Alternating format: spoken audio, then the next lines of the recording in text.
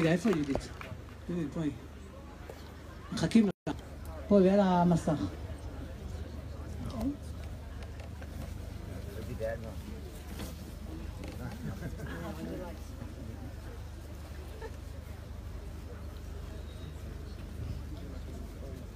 We just read Eicha, the Lamentations, and the terrible story and the history of our beloved Jerusalem.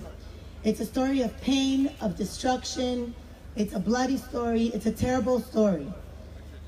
Although we must remember our history in order to secure a better future, how can we read this every year on Tisha B'Av when we're in Jerusalem and she's more beautiful than ever and she's ours?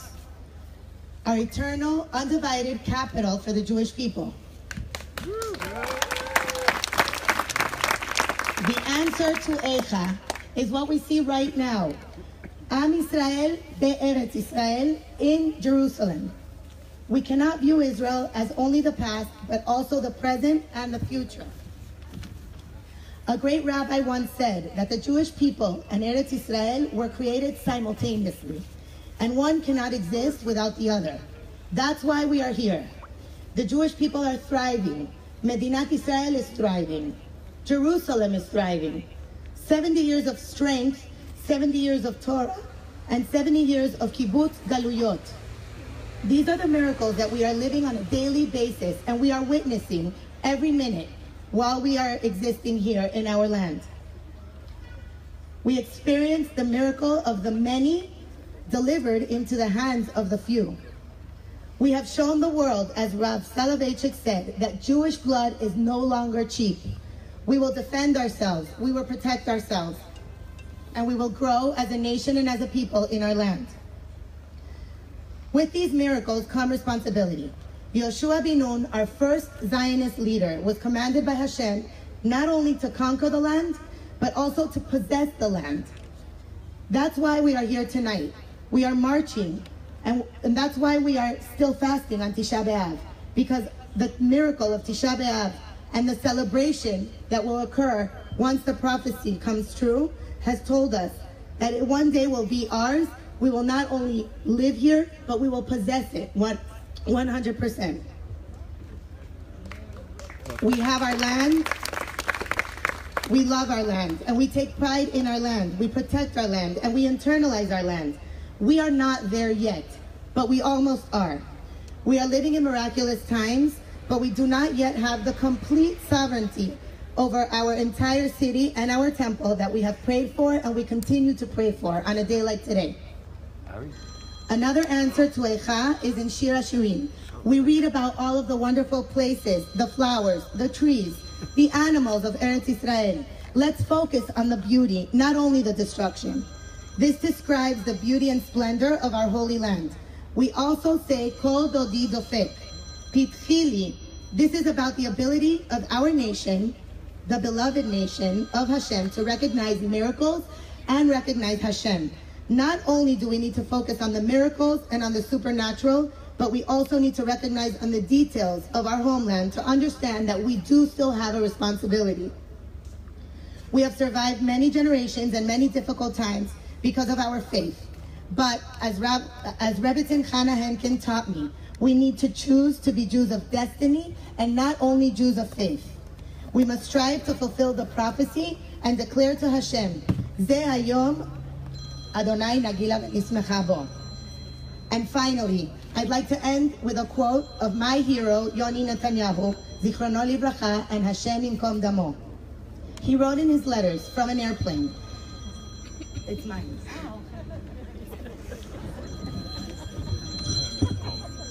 Sorry. As Yoni said, when I saw the country from the plane, I felt a twinge in my heart. Jerusalem is more beautiful than ever. Perhaps I'm a bit sentimental because I haven't seen her for so long. Despite everything that's wrong here, and God knows we have faults in our country, and there are evils, it's our country, and I love her as I always have, and I always will. Od lo avda tikvateinu, letiferet Am Yisrael and Medinat Israel.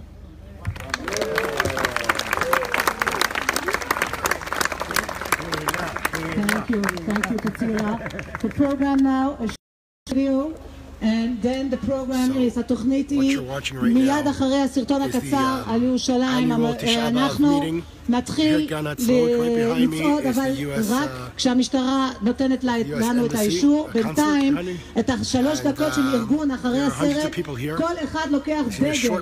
כולם, גם מי שלא משלם, יחזירו אחר כך. אנחנו מעדיפים כמובן שתקנו. אבל מי שלא קונה, גם שכל הדגלים יהיו, וזה 30 שקל לדגל, ומי שאם לא תקנו, רק בסוף תקנו, אבל שיהיו הרבה דגלים של ארץ ישראל ושל ריבונות. After the short movie now, we're going to start the walk, not before the police lets us, and we urge everybody to take a flag. It's 30 shekel a flag. Those who don't have money, just take, you'll give it back at the end, as long as we have a lot of flags saying Am Yisrael Chai. בבקשה, הסרטון הקצר.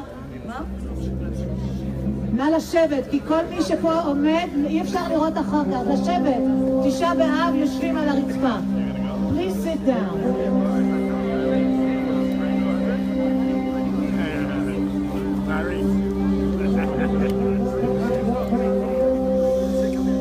ירושלים, 3,000 שנות היסטוריה, אהבה, שייכות ויופי, מקופלות בשם אחד, או יותר נכון, 70 שמות.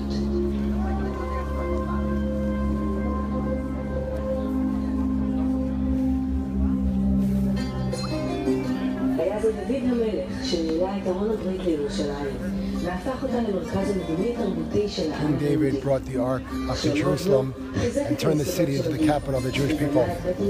King Solomon, his son, continued his father's efforts and built the temple in Jerusalem. Jews from all over the world.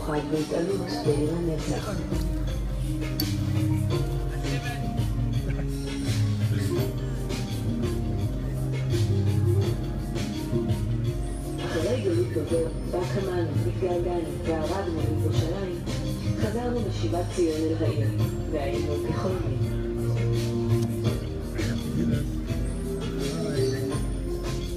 בית המקדש השני נבנה, מאוחר יותר, הפך אותו הורדוס לבית התפילה הגדול בעולם.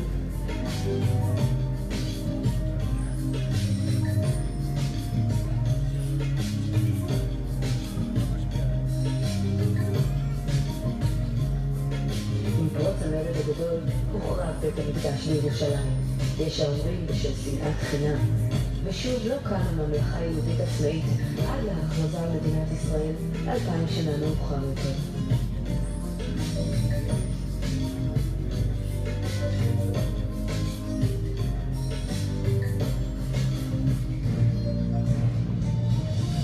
עם קום מדינת ישראל נכבש חלקה המזרחי של ירושלים על ידי ירדן. ובמשך 19 שנים נותרה מחולקת, והוא עובר במרכזה. במלחמת ששת הימים פרצו חיילי הצנחנים דרך שער האריות, ושחררו את הכותל המערבי ואת הרובע היהודי כולו. סוף סוף הופכים שני חלקי העיר לעיר אחת, שלמה וחזקה.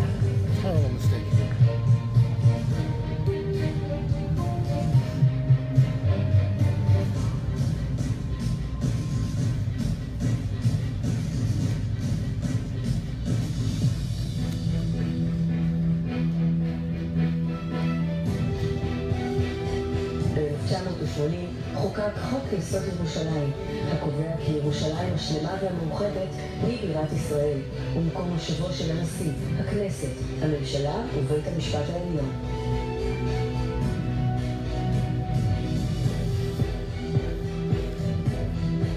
ירושלים, עיר הנצח של העם היהודי, מאז ולתמיד.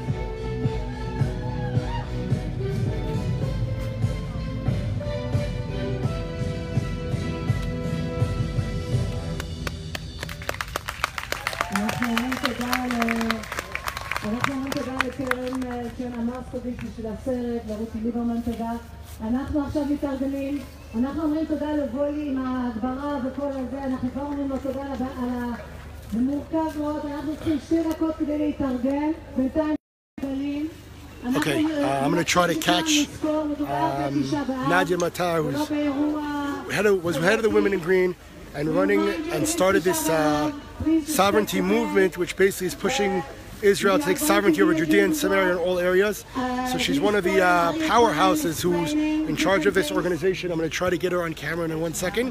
So We're waiting for the police to allow us to start the walk. The walk tonight will be around the walls of Jerusalem, and we will be stopping by the Lion's Gate, which is the gate that the IDF went through, and we liberated Jerusalem in 1967, and the Jews were able to go back to Jerusalem.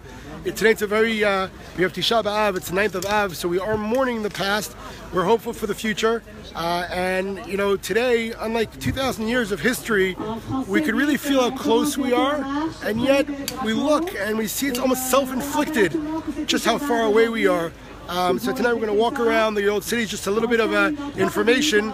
The PA authority were up in arms about this march. They said that we're trying to take over the Temple Mount, all kinds of rumors. They asked the police and the Israeli authorities to stop this march. I want to get a word with Nadia 1 second. But I would say that this is pretty much a compliment at the Palestinian Authority. 1 second. All right, so we have here Nadia Matar. We have any lights here, Anisha? No. All right, 1 second. Okay, so... Yeah, 1 second. 1 second, let's try. Nadia? You 2 minutes? You can flash on or not? Yeah. Okay, so Nadia Matar here, I would call her one of the powerhouses of the sovereignty movement. So can you just explain to people what is the sovereignty movement and what is the point of this march on Tisha B'Av? Wait, hold on, I have one of the... Judith at פה? Okay, so Judith is Nadia's partner. Amazing woman, also in charge. 1 second. Yeah, sure. Also in charge of sound. You can see she doesn't stand still for a second, constantly running and dealing with things. No secretaries, no nothing. Everything she does on her own. Looking for. Here, let's just walk forward and see if we can catch her. Hold on 1 second. Appreciate it. Thank you. Give you a shout afterwards. Nadia. All right. Hold on. What happened here? All right, here we're moving. You can see behind me, I'm going to turn the camera around, you can see the amount of people who are here.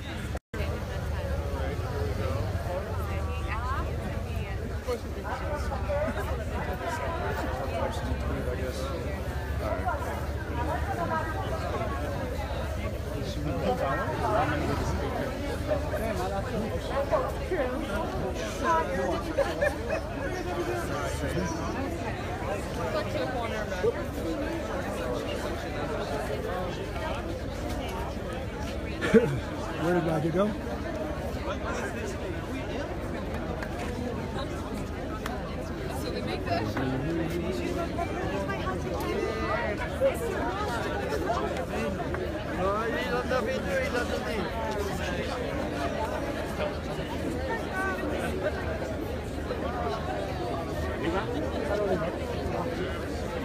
Facebook Live? It is. I saw you last year. It inspired me to come out tonight. Really? All right, you made my day. What's that? Say it again. You're on Facebook Live. I watched you last year. You inspired me to come out for real this year. Amazing, amazing. העניינים. מה קורה? מה שלומך? בחור שלא מפסיק לדבר בפייסבוק. Why couldn't I go to שם, לא יודע. סליחה שנייה. היא פה. כן, אני באנגלית. זהו, אתה דיברת איתו? רגע. You can see there's really a large crowd behind me, really hundreds of people here. Again, it's a little bit strange because it is Tisha B'Av and we are mourning. You know, I say that there are two kinds of sadness. One kind of sadness is something that's about destruction. The other kind of sadness is when you don't feel the destruction.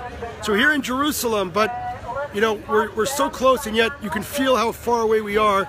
You know, you go to the old city and the Jews are being kicked off the Harabait for praying, and you know, non-Jews are in charge in certain places, not allowing Jews in. So we're moving forward, but yet we still have things to do and things to improve. So we're working on it. But there's a huge crowd behind me. There's hundreds of people here on Tisha B'Av. We're going to be marching, walking around the old city walls. This very much upset the Palestinian Authority. They were complaining to everyone about it. They say, oh, we're inciting and provocating. See, this is how it works. Jews walking around the old city are a provocation according to them. So here's the fact of the matter, and very important to understand. When it comes to the capital city of Israel, so the Arabs that claim that it's theirs in any way or form, Jerusalem was never in the history of the world an Arab capital city. Never. Never was. In terms of Islam, it's not mentioned in the Quran. It was never a holy Islamic city. The only place that's holy in Islam is on the Temple Mount, the Al-Aqsa Mosque. Now, the Al-Aqsa Mosque originally was called Beit al-Muqdas, after the Beit al-Mikdash of the temple. You know, and all those people were talking about their moral code and occupation and so on and so forth.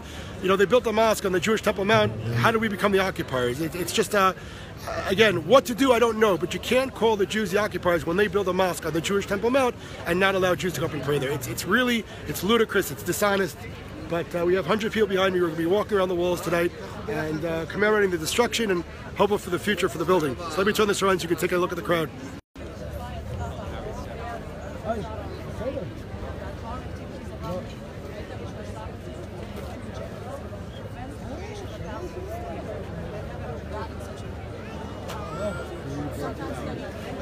Facebook Live show.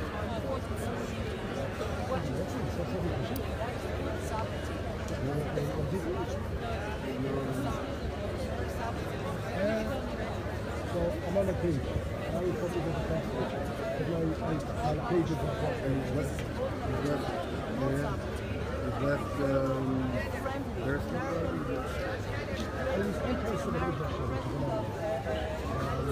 I'm about to go public.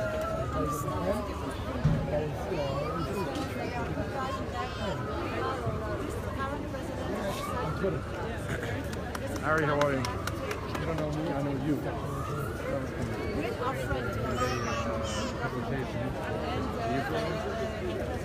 Sure, very nice. Okay, I gotta get down here. Yep. Excuse me?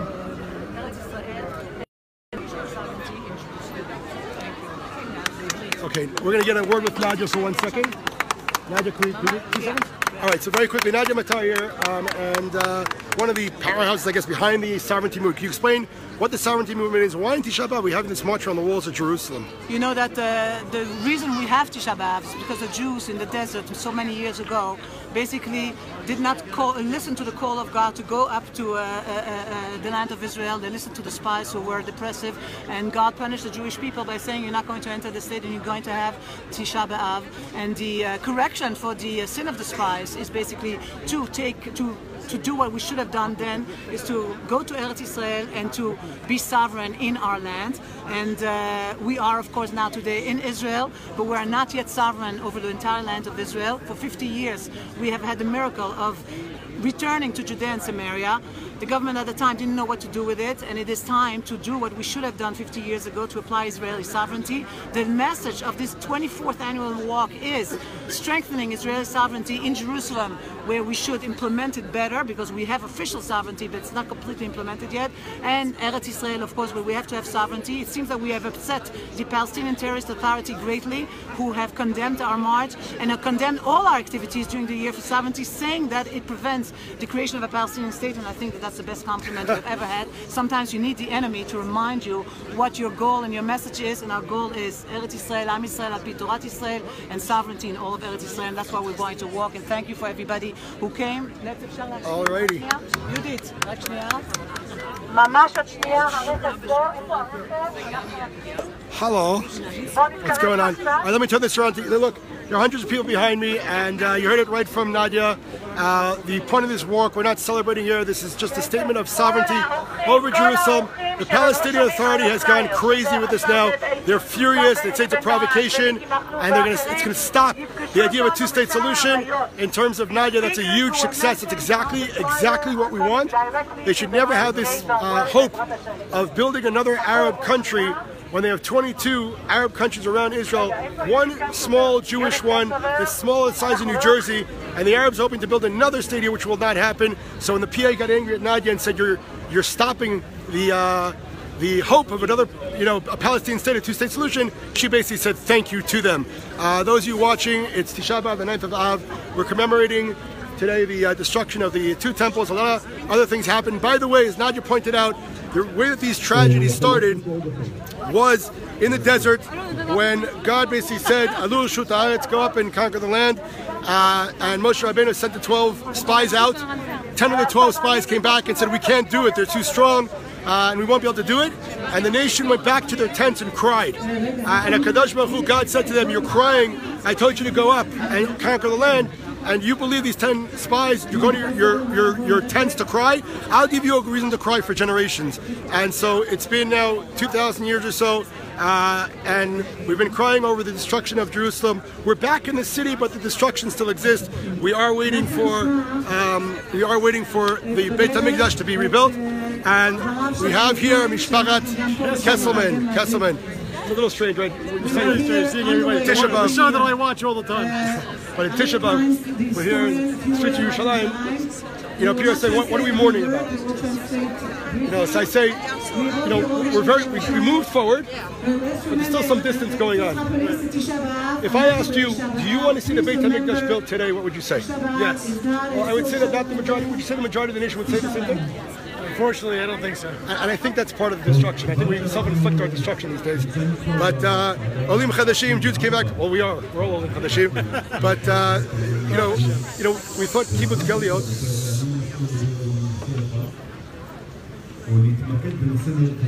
Kibbutz Galiot of Jews coming back to the land of Israel. You know, the bracha that we say in Shemona Esrei, it's Mekabetz Nidchei Amo Yisrael. That God will bring back the outcasts. So what about the rest of us? Well, the rest of us, get on a plane and get over here. That's what it is. So one of the families who are making the miracle of Kibbutz Galiot, gathering the Jewish nation, a reality. Thank God. You're doing good work. Keep it up the great work. All right, let's check out who else is behind us. Check out this crowd. Ari, yes. You are friend on Facebook. I've always been wanting to meet you. All I can for everything. Thank you. Thank you. Thank you. Huh? I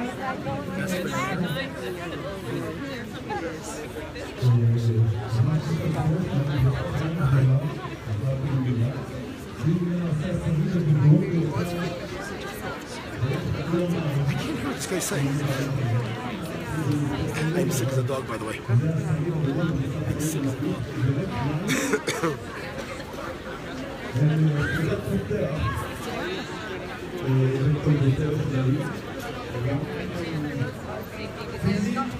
All right, I'm going to be going on and off tonight often, so share it out, invite your friends and family in. Again, we're walking the streets of Yerushalayim around the old city walls. And again, what I'll be saying over and over again is the fact that they built the mosque on Temple Mount. How did we turn into the occupiers in the international community? I simply don't know.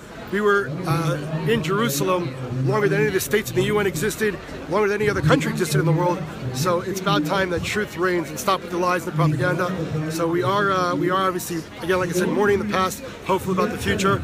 But right now, we are making a very, very loud statement of sovereignty over the parts of Yerushalayim. We're going to be walking around. We're going to go through we'll go up to the Lion's Gate, where the IDF liberated Jerusalem in 1967, and there'll be some speeches over there.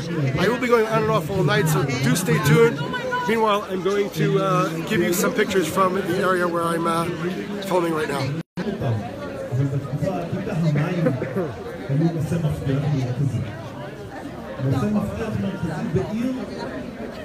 שאליה הגיעו מדי שנה מאות אלפי עולי רגל. מאות אלפי עולי רגל שצריכים לשתות מים. Oh, it's good to know. Somebody's watching, it's good. ולכן המים היה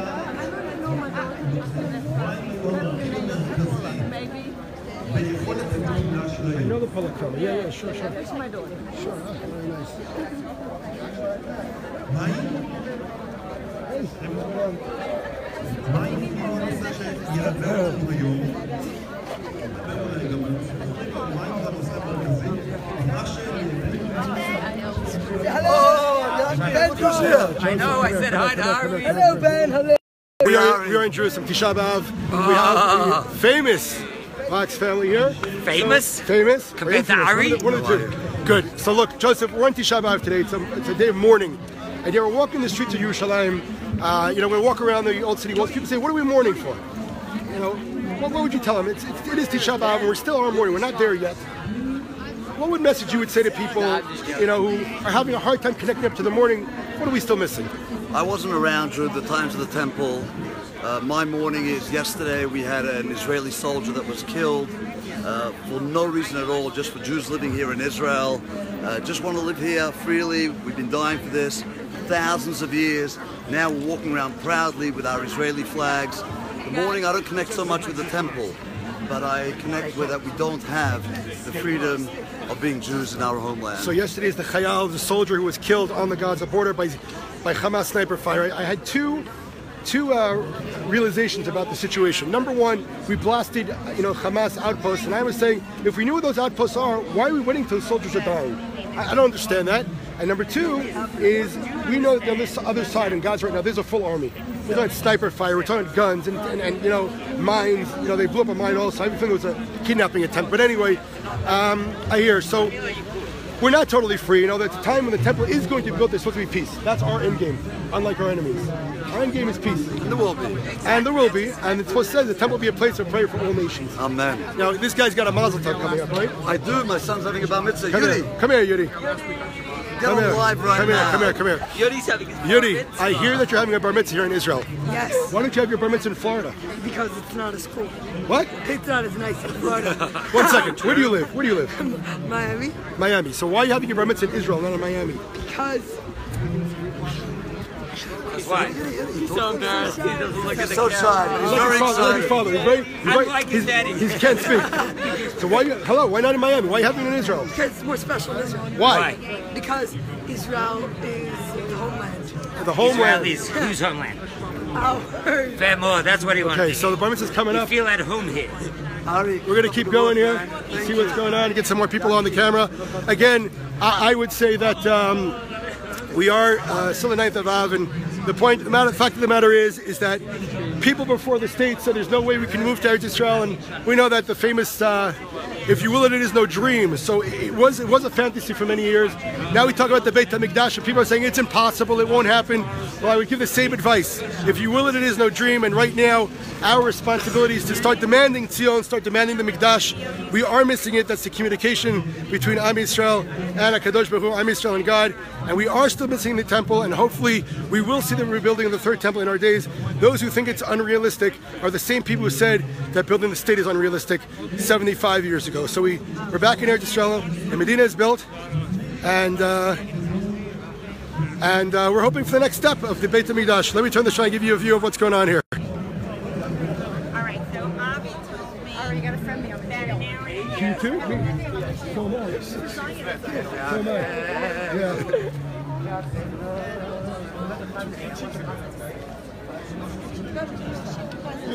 Fais chaud, je pensais pas qu'il allait faire chaud comme ça ce soir.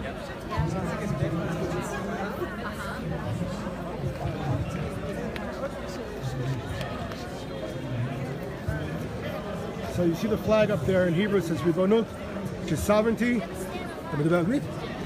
Speak English? Yeah. Good. What's your flag? What does your flag say? The flag says over here, Libanut. It means ownership. Sovereignty, right? Sovereignty. Why? What is it? What does the flag mean? What do you want sovereignty over, and why? We want sovereignty over Israel. We want Israel to belong back properly to the Jewish people. We would like peace in this land. We would like to be a religious Jewish land. And right now, we're walking around the walls where we believe we belong, and the Palestinian organizations keep on trying to condemn us and stop us. And Baruch Hashem, we're standing here, we're standing strong, and hopefully next year we'll be doing this, going up to Beit HaMikdash. Fantastic. Alrighty. Hello, how are you? Okay, so we're going to keep going here and moving on. It's pretty unbelievable that you have kids, and as a teenager, being so clear and concise about what we want here. People used to be, hesitation and stuttering about it, and you have one of the kids carrying one of those flags and basically saying we want sovereignty over the land of Israel, we want sovereignty over the Temple Mount. These are things that, a couple of years ago, people were like, oh, I can't say that out loud. So we do want to say it out loud, and we do want to say it out loud, and we're happy that the teenagers today are saying it out loud, and they're not scared to say it out loud. People sometimes lose focus. We're back in the land of Israel, so they think everything is okay, we'll be fine. Everything is wonderful, but we still have to look forward to where we want to go from here. We're not just back in a state, Jews in a state. Like Jews can be in Brooklyn and Queens. No, we're back in the land of Israel. And being back in the land of Israel has responsibility. We have goals, and that is really the major issue here, which we're not there yet, but we're moving there. Those of you watching, we are walking through the streets of Yerushalayim. There's an annual walk around the walls here on the 9th of Av, where we're mourning, obviously, the destruction of the temple. hopeful about the future. There's an amazing organization here called Sovereignty, which basically is fighting for Jewish rights over all of the land of Israel. Obviously, this upsets our enemies tremendously.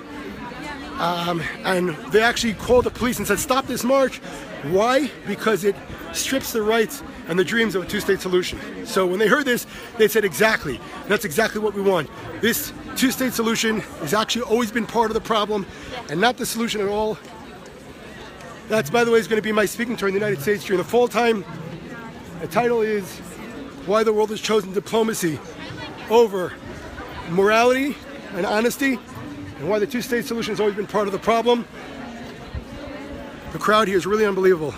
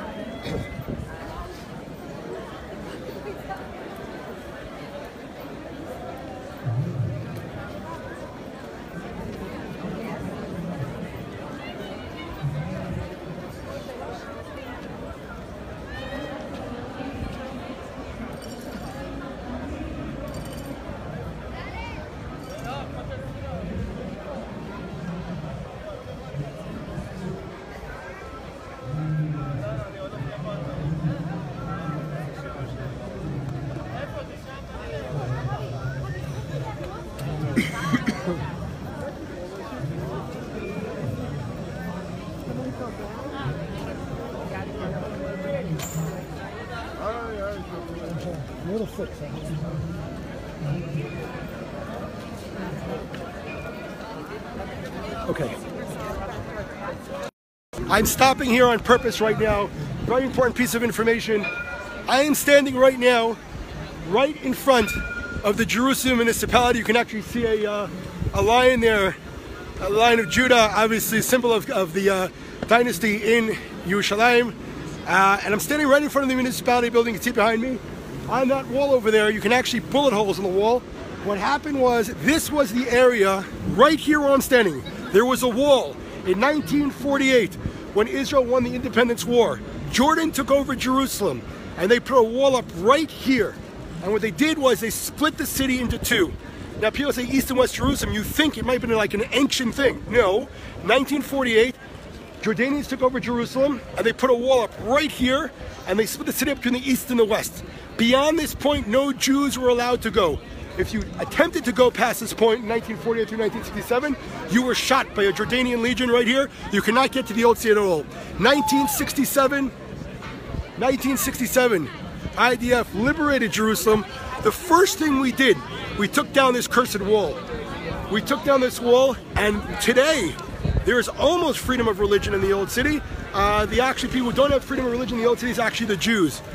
Jews attempt to pray on the Temple Mount, they're kicked off, the rest of them kicked off. But the first thing that the Jews did when we came back to Jerusalem in 1967 is we took down the real apartheid wall, the wall that kept Jews out of the old city. And by the way, it's not the first time this happened. In the time of Omar, when he was taking over the area, there were Omar decrees. The Omar decree was that no synagogues are allowed to be built in the old city, and also no church allowed to be built in the old city. So next time someone calls Israel racist or apartheid, let them know that the only time that Jerusalem was actually free was under Jewish rule. But right there, we just passed by, that's where the wall was. When you hear the word East and West Jerusalem, that is not an ancient word. That is from 1948 to 1967, when Jordan took over the area and put up a wall right there. So with all due respect, Jerusalem was united for 2,000 years until the Arabs took over and made it basically East and West Jerusalem. We don't want that back. It's not part of the solution. It's actually part of the problem. East and West Jerusalem is part of the problem. The definition of East and West Jerusalem was keeping Jews out. So no, we do not want that as a solution at all, ever, whatsoever.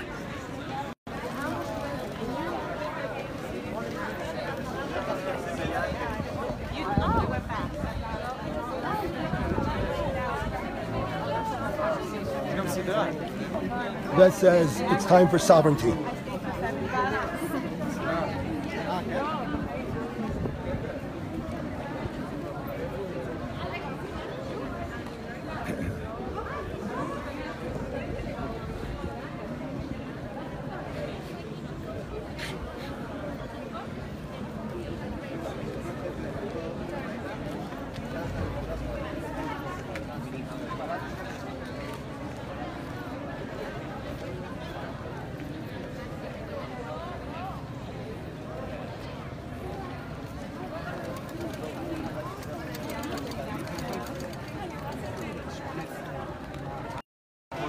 All right, I just want to let everyone know we're walking down towards the Sha'ar Shem, Damascus Gate, and I hope we'll have service here through, but if I don't, if it disconnects, I'll just sign right back on when I get service, so you'll tune right back in.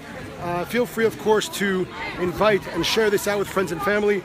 It's going to be a little bit of a long walk, but it's going to be exciting to stick around the whole time because you're going to see all the walls of Yerushalayim, and especially in around another probably half an hour or so, we'll be by the Lion's Gate, which is the gate that the IDF liberated Jerusalem in 1967. Very exciting speeches going on there, and I'll explain to you why specifically it was the Lion's Gate where we liberated Jerusalem from, and not any other gate. We have the Damascus Gate right here, we have the Jaffa Gate back there, Zion, the Zion Gate is on the other side.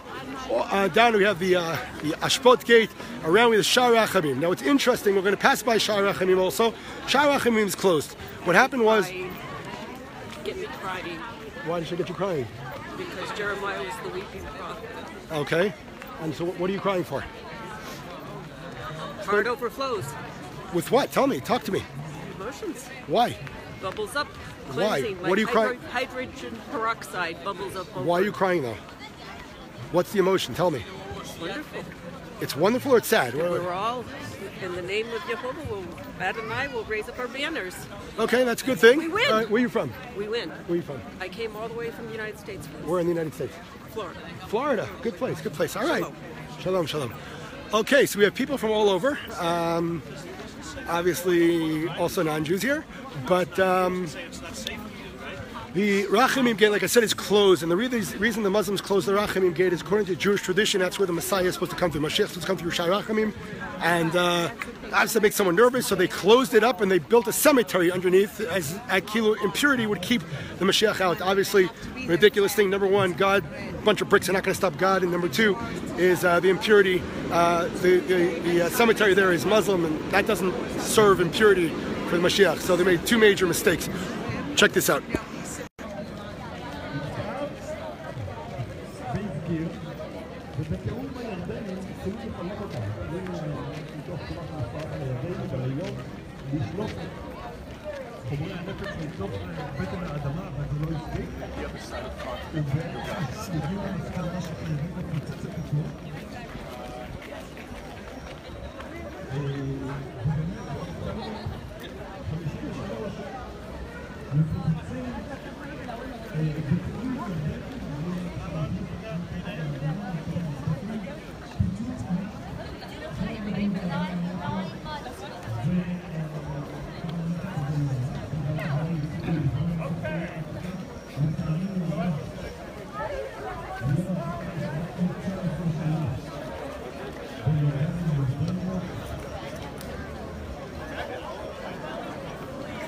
Women's rights, immigrants' rights.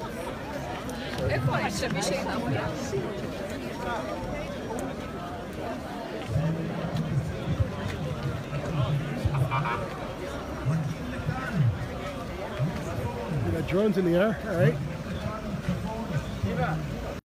Okay, we are close by the Damascus Gate, Sha'ar Shem. Unfortunately, over the last couple of years, there have been numerous terrorist attacks right here in the gate, stabbings of soldiers here, as well as anti-Semitic attacks. 2 winters ago, we had Hasidic Jews walk out here, and they were bombed with snow-packed rocks, which basically they took rocks, packed stone, threw them at the Hasidic Jews. Remember, these Hasidic Jews are not, flag-waving people, but rather they were just attacking them because they were Jews. We're walking by right now. We're going to walk by Sha'ar Shem, and again, over the last 2 years, there were numerous terrorist attacks here, also on soldiers, also on civilians, and right now, the sovereignty movement is walking around the old city. Again, obviously we're mourning the destruction of the 2 temples, but we are certainly hopeful for the future. If 70 years ago we were not even able to fantasize about this, then it's interesting. When you have it's not even near reality, you can say, okay, we can't think about it. But now we're there, we can actually imagine like the Beit HaMikdash being built, and we're so close, and yet there are things that are missing, and we're waiting for that to happen. So we're walking around with a lot of happiness. At the same time, we are certainly mourning what we're missing, and hopefully soon in our days it will happen, and we will see the rebuilding of the Beit HaMikdash of the 3rd temple. With a statue of of Caesar to try and show their victory. And we thank God there is no memory, not of the Caesar, not of the statue. The only ones, the memory is in the name, Bab el Amud, which the Arabs still call the gate of the pillar, remembering that pillar. There's nothing concealed, there's nothing left of the pillar. There will be nothing left of anything more. And we are here walking and saying, ארץ ישראל, עם ישראל, ירושלים המאוחדת, עיר הבירת הנצח של עם ישראל, ואנחנו מרימים גבוה את דגל ישראל. זה המקום להגיד תודה לאנשי כוחות הביטחון ולשוטרים, ולהזכיר כאן בנקודה הזאת את רב שוטר הדר כהן ואת רב שוטר דסת מלכה. Okay, right behind me, you're looking at the Damascus Gate right now, one of the gates of Jerusalem. Like I said just a couple of seconds ago, over the last 2 years, there have been several attacks like that have happened here. Generally, during the week, there are some Jews who walk through here, but mostly it's a Muslim-packed area, and most of the time, many Jews are fearful to go through here. Obviously, I've gone through here many times, and it's important to show that you're not scared, but Jews do generally try to get away, not walk through here due to it's terrorism. It's out of fear and out of terror. But this is the Damascus Gate, and during the week there's complete freedom of movement for everyone here. There are usually soldiers here making sure no terrorism happens, and that is why right here, I'm talking right down there, why several times in the last couple of years, numerous times, soldiers were stabbed by terrorists, Muslim terrorists who were here, basically abusing their freedoms that we give them in order to murder and kill. So we're gonna, it is. How are you? I'm friends with your father. It's a good friend to have. I'm friends with Rosa. Stay here. Stay here. So,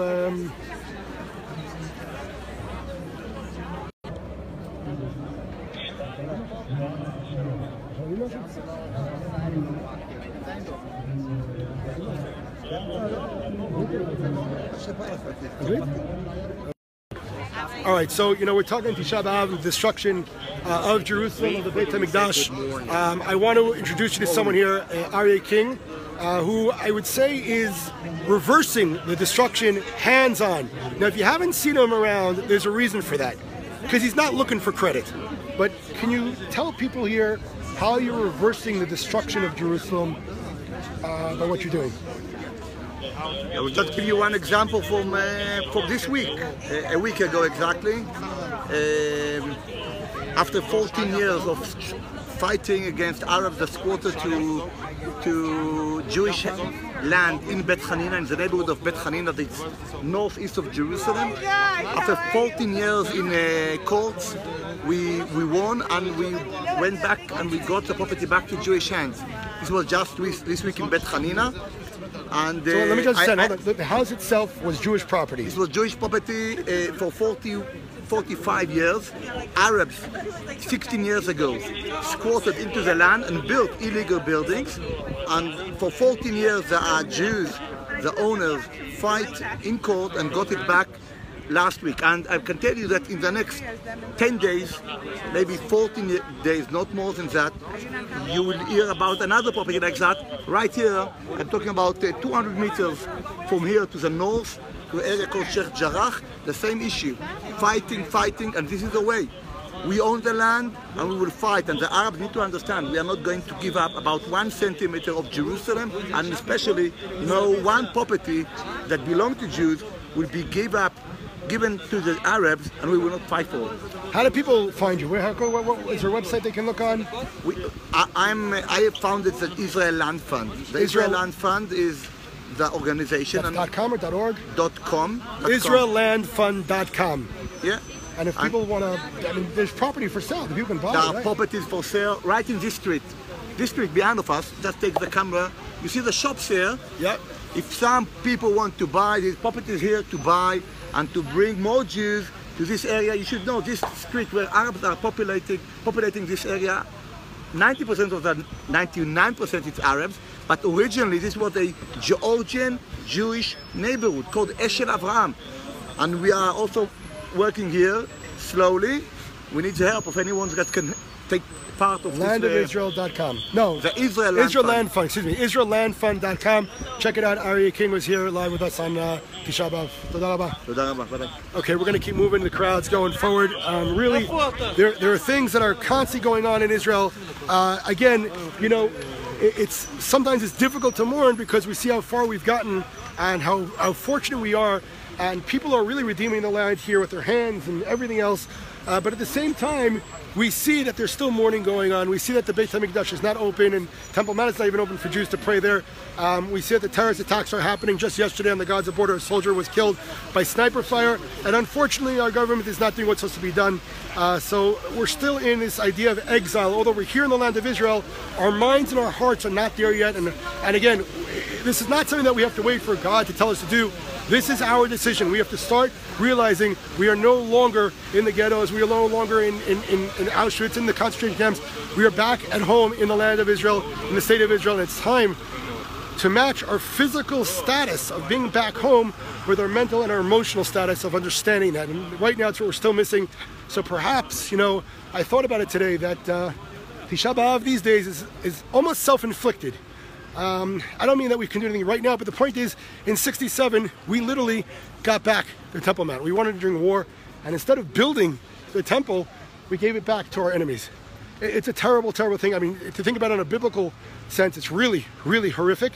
But the times are changing, the tables are turning, and the Jews here in the land of Israel are certainly starting to demand things that would not even come across our lips just a couple of years ago.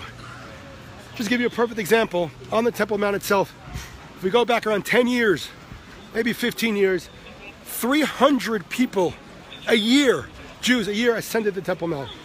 And today, there are around 30,000 Jews a year ascending Temple Mount. So things are changing. You know, redemption does take time. According to the Gemara, the Talmud says, Kima Kima, slowly, slowly, the redemption happens. But we are seeing leaps and bounds happening over the last 70 years. Again, just coming back to the land of Israel is in itself a miracle. We've witnessed the gathering of the Jewish people. We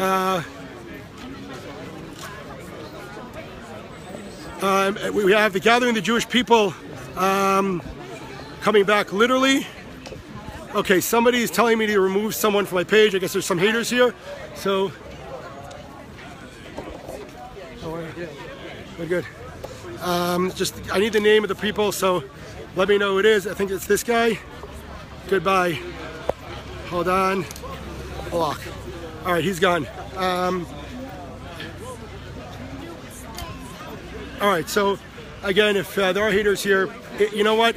They can hate as much as they want on Facebook, but we're back. We're back. So don't get annoyed with them. Don't get angry with them. They're pathetic. This is all they have. Okay, this is all they have left, is to come and curse on Facebook and comments. We're here walking the streets of Jerusalem. So, you know, let them whine and scream. This is ripping out their eyeballs where we are today right now. And again, like I said, it's the 9th of Av, so we are mourning the passage too. And here's the problem, and this is what I want to say to my Jewish brothers and sisters, those of you part of the tribe. Every time someone says, we don't want the Beit HaMikdash built, right? Oh, how you can build the Beit HaMikdash if they take down the mosque? Every time you say that, you push the redemption further away. Okay? We need to demand Zion. It's called the Shat Zion. We have to demand Zion. It's time to demand what's right and ours to actually become a reality. And, you know, obviously we can't do anything without God's help, of course. But I have a feeling, you know, today I was sitting down over Shabbat and I was reading a little bit of Yirmiyahu and the prophecies of the destruction. And I closed my eyes and I'm thinking to myself, you know, I pictured the Beit HaMikdash coming down and ropes waiting for us to pull on the Beit HaMikdash.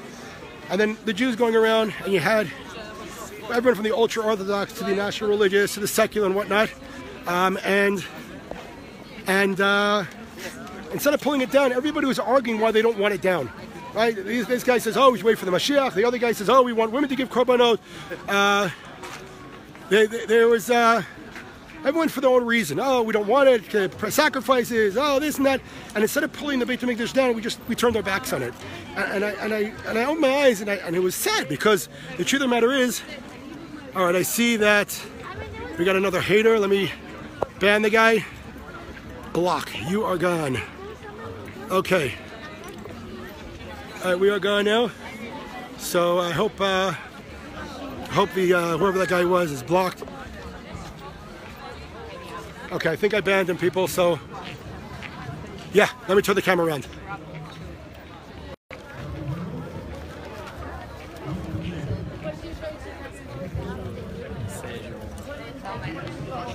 I want to shout out to the people who were writing to me also on my Facebook and also here for letting me know. I don't always pay attention to the comments, so thanks for letting me know. Again, I want to say to you that these haters, this is all they got left. You almost have to feel bad for them. They're losing the war. They're losing all wars. I say every time our enemies attacked us, the Muslims or the Arabs attacked us and we won against all odds. It's time to get the message. Seems like Allah must be a Zionist.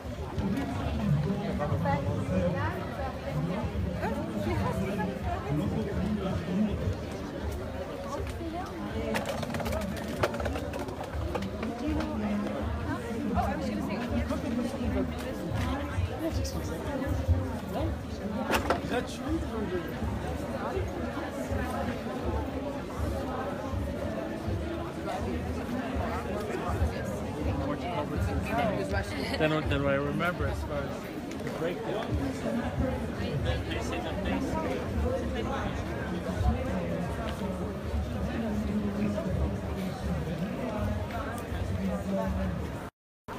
I urge everyone to stay tuned, and we're going to be reaching the Lion's Gate in another, say, 7 to 8 minutes. There are going to be speeches there. The Lion's Gate, again, I want to remind everyone, is the gate where the IDF liberated Jerusalem in 1967. We'll be talking a little bit about that history as well over there and hearing from very important people, historical speeches and religious speeches about Jerusalem. That'll be another 7 to 8 minutes here on the feed. I'm going to try to stay live. I got one battery pack with me, so we're hoping that it will not go empty. But just to show you that, don't think for 1 second that there's no freedom of movement behind me right now. You see the Arabs and the Arabs walking by here freely. So nobody should start any rumors that we're limiting their movement, please. We're walking right here. You're looking at the walls of Jerusalem. Let me turn the camera around, and again, around 7 minutes or so we'll be by the Lion's Gate. And I urge everyone to stick around. Now's the time, if you want, to invite and share with people, because there are going to be some amazing speeches that I will be translating in English when they go.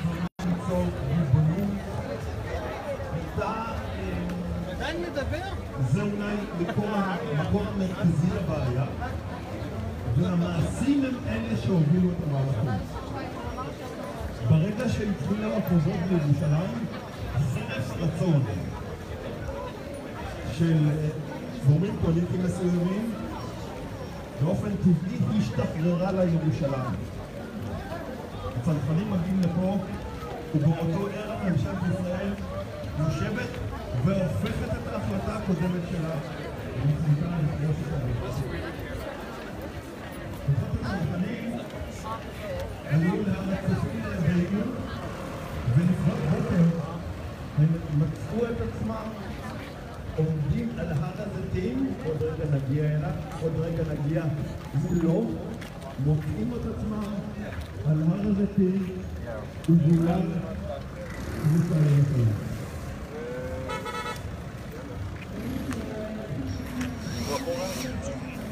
Back, please.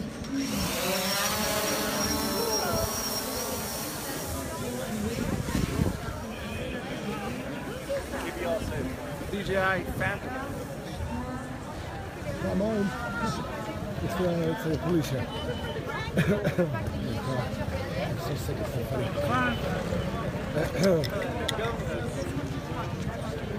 What? Can you?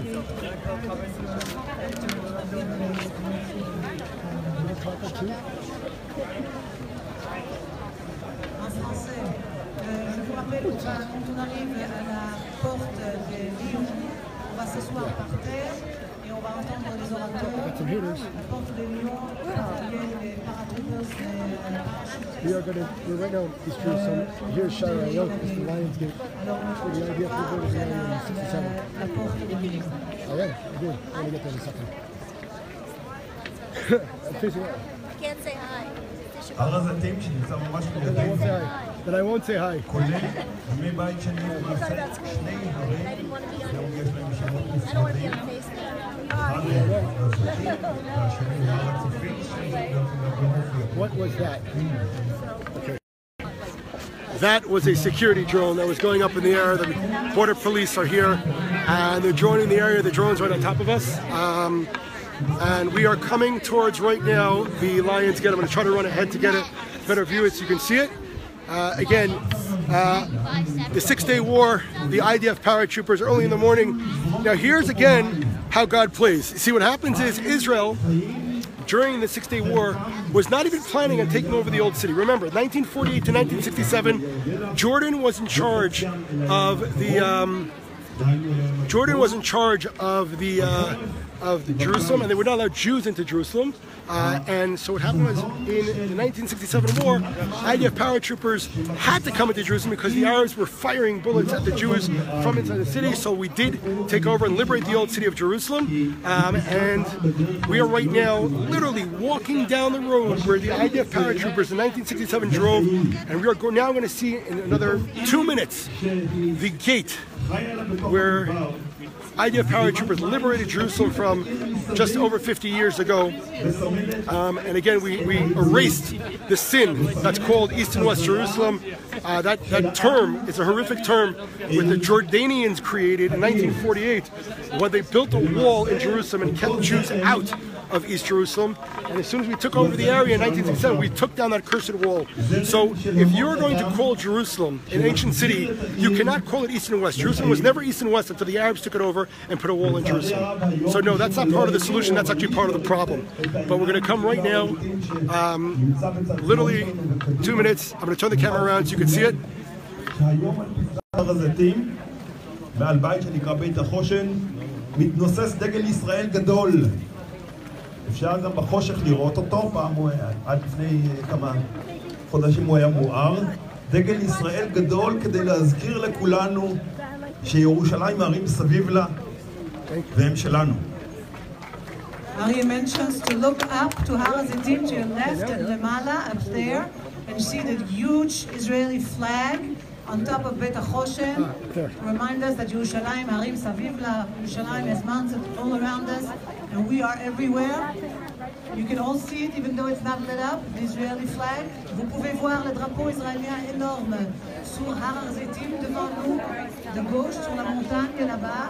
Pour nous rappeler que Jérusalem est entourée de montagnes qui sont tous sur leur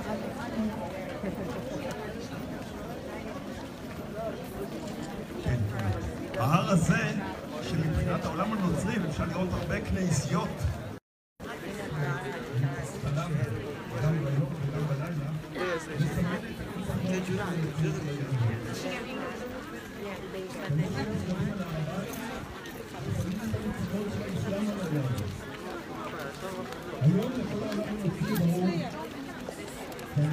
נעלם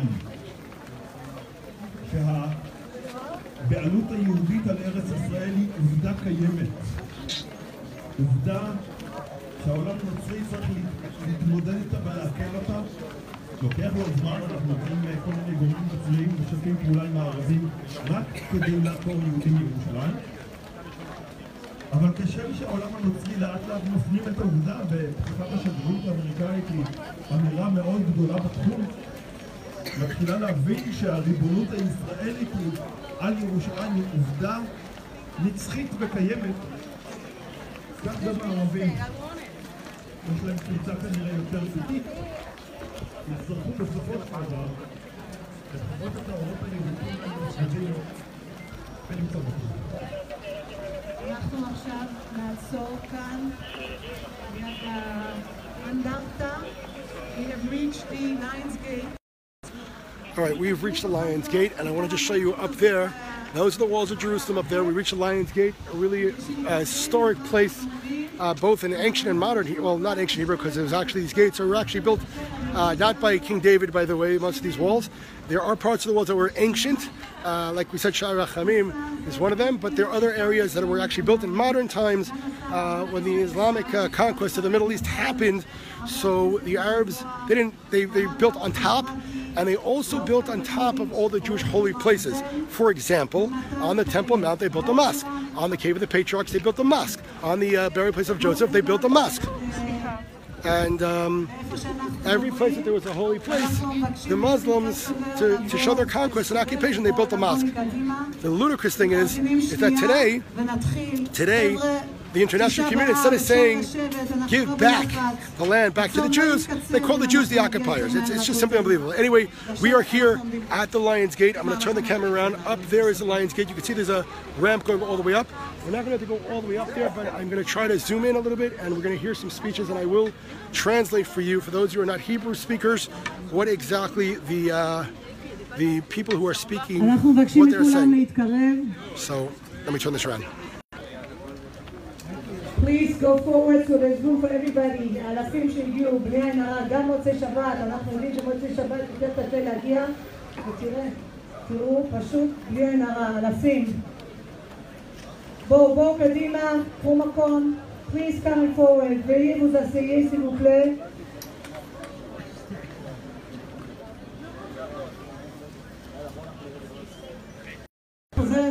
I'm going to zoom in on the walls. I want you to look carefully. There are lions on the right and left side of the entrance. That's why I call the Lion's Gate here.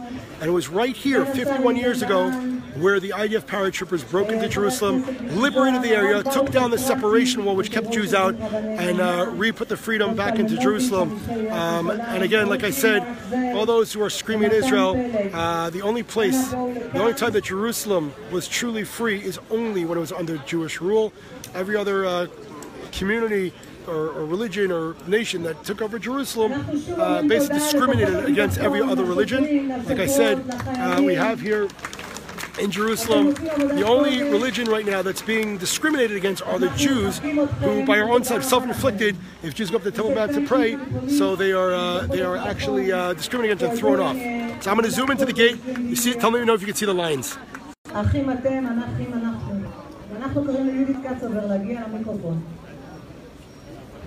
כן, חבר'ה, אתם חייבים להתקדם, ברוך השם, השנה אנחנו זוכים לממש לציבור קהל גדול. תבואו יותר קרוב לכניסה כאן כדי שהמאות שאנחנו רואים מאחורה יוכלו להתקדם. בואו נתקדם. ואנחנו קוראים ליהודית קצובר להגיע לפה.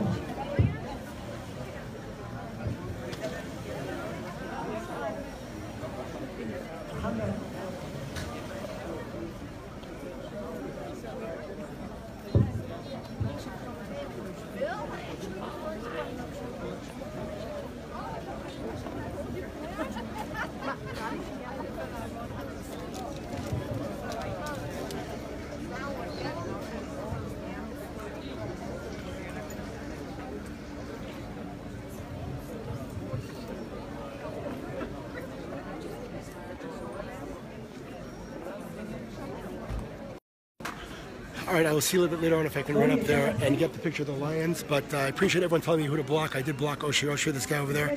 I just want to, again, they're annoying, but don't get angry with them. They are pathetic, and this is all they have left, is to scream and bash and curse on Facebook. That's all they have left. Remember, we are winning. We are winning. Don't get upset with them. I'll block them out, ban them out, but just remember that we are winning. We are back. The Jews are gathering from all over back to the land of Israel. We're back in Jerusalem, and we still have a way to go, but thank God we are certainly on the way up and we are winning. So let me turn this around and I will translate the speeches for you. Somebody who was born blind, cannot clearly see what he's missing with light. If they're born blind, they don't know what they're missing. We were born here in the land of Israel without knowing what sovereignty means. Slowly, slowly, our blindness was taken off, and we came back to the land. And thank God, Yerushalayim is in our hands. But we have to strengthen our sovereignty over Jerusalem, over all the land of Israel. And therefore, on this night, the 9th of Av, the day that the spies sinned for the land of Israel, the destruction of the first and second temples, we're here to correct and strengthen our presence here. All of you are ours, land of Israel. All of you are ours, Jerusalem. We are looking from the destruction, but we're looking forward. After the destruction comes the idea of reborn. We were destroyed and we're back. We want to invite the first speaker, Minister Elkin, who is responsible for all Jerusalem things in Israel. Please let me know if you can hear me. מבין את תפקידה של ירושלים, מבין את רוממותה של ירושלים, מבין שזאת התחייה האמיתית. השר אלקין, בבקשה.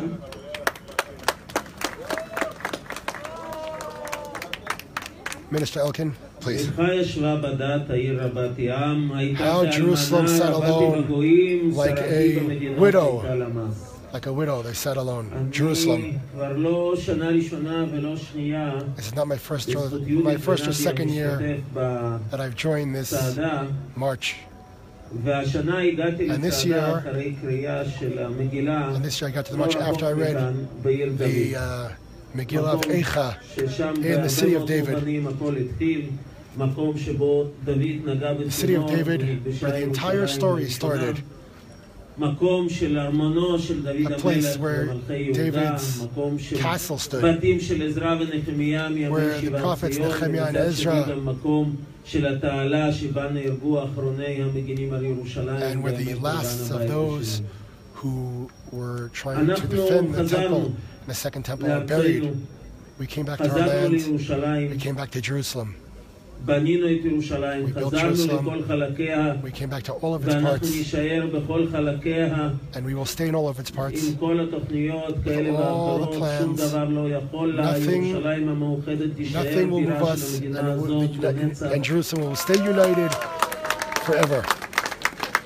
We will not split Jerusalem. We will not leave Jerusalem. In these days, and this day on the 9th of Av, and this year, when the 9th of Av fell on the first section of Deuteronomy, and the story of the spies, what is the responsibility of leadership? Leadership that needs to lead to freedom. And leadership needs to see the whole picture. Leadership. Ruach Acheret Imo is Kalev ben Yefoneh. A different spirit was with him. Leadership that must believe that we should go up because we can. Also in these days, Jerusalem is built. I remember there were years when we had to struggle and fight in order to march around these walls. I remember there were years when we had to really go to almost war with the authorities to allow us to march around Jerusalem. This year there was no problem. But the fact that this march is taking place around the walls of Jerusalem says a lot. It says that our work is not done. Many before us,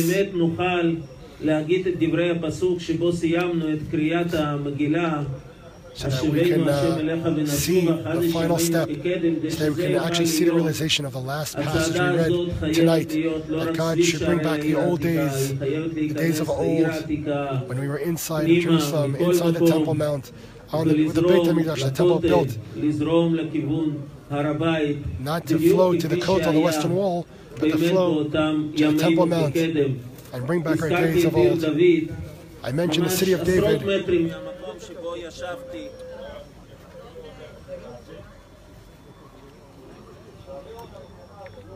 We're having technical difficulty.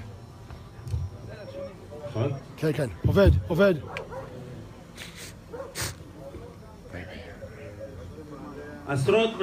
10 meters from where I was sitting tonight, and I was reading the Megillah. There is a road. There's a road that we're trying to open up.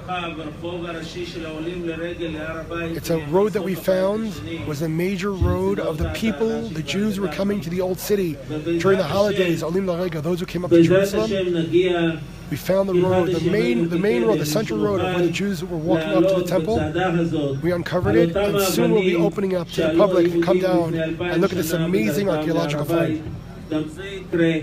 אם נהיה נחושים ונמשיך בנחישות בריבונות שלנו על העיר הזאת על כל חלקיה, על כל ארץ ישראל, בעזרת השם בסופו של דבר נגיע באופן מלא לחדש ימינו. And then we'll be able to come to the point where we will bring back and renew the days of old.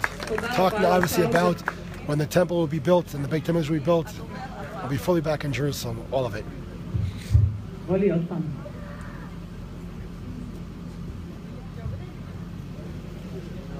הדובר הבא, הרב ברוך אפרתי, ראש רבני דרך אמונה, שמוביל את נושא הריבונות בכל שיעור, בכל שיחה, בכל דרך אפשרית. בבקשה.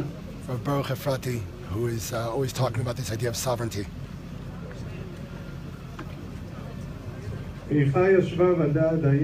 How Jerusalem sat alone like a widow amongst the nations. Jerusalem.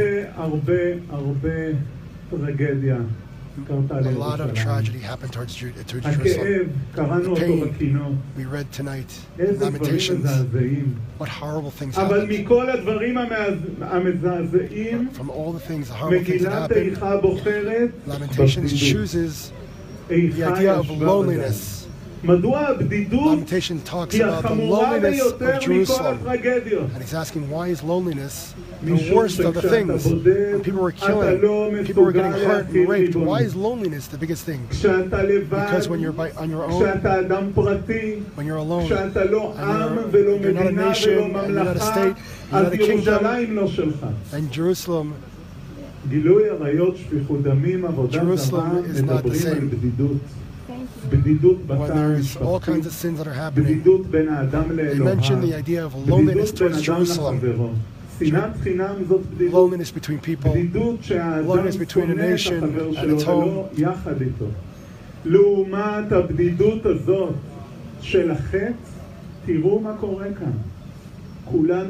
So, unlike the loneliness that's written in Lamentations, look around. We're back. And we're not back by individual people. We're back here, back by the state of Israel, by the kingdom of Israel.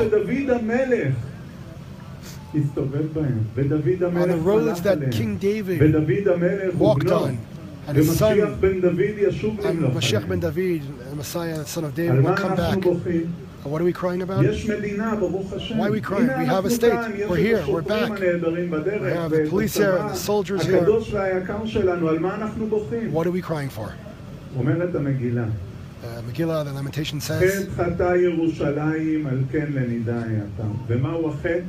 there was a sin that happened in Jerusalem.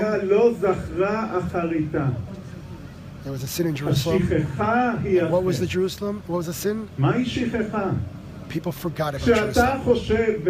What's the idea of the forgetfulness of Jerusalem? When we think that everything is okay, that there's police and soldiers and a state. And if you think that just because we have a Knesset and a state and everything else, and everything's okay, then you have forgotten Jerusalem, because you've forgotten the city of Jerusalem. And when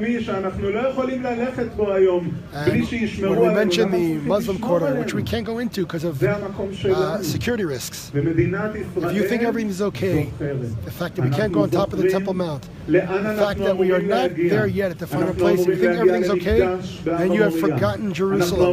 And that is a sin written in Lamentations, why we have to mourn.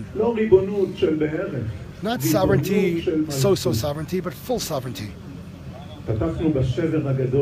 We opened up the evening with the breaking of the nation, and the forgetfulness of Jerusalem.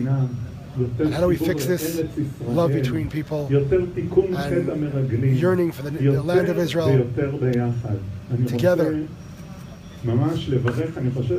I want to say thank you and bless the women in green, Nadia and Yehudit, the two women who are in charge of the sovereignty movement. Whether it's their struggle for Jerusalem, whether it's their struggle for sovereignty over Judea and Samaria, in all other areas of the land of Israel. הדובר הבא, מר דוב קלמנוביץ', המשנה לראש עיריית ירושלים, שאנו מאחלים לו להמשיך בתפקיד החשוב הזה, שמייצג את ענייני ירושלים בכבוד רב, במסירות רב, בכבוד לאומי אדיר. The assistant mayor to Jerusalem is going to speak now. בדרכי לפה, On my way here, עברתי בשכונת ואדי ג'וז. I went past the neighborhood of Wadi Joz. שכונה שלא תמיד נוסעים בהרבה יהודים. A neighborhood that's not always easy to go through for Jews. ריבונות בירושלים Sovereignty over Jerusalem is not just police. Sovereignty in Jerusalem is not only the army. It's not only a piece of land. It's not only to say it out loud.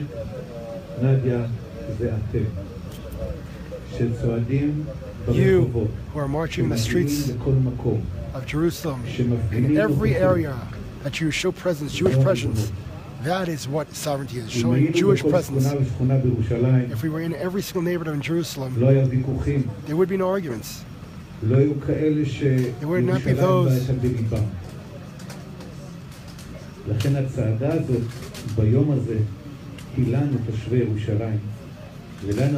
Tonight, those of you who are marching to Jerusalem, we are all residents of Jerusalem tonight.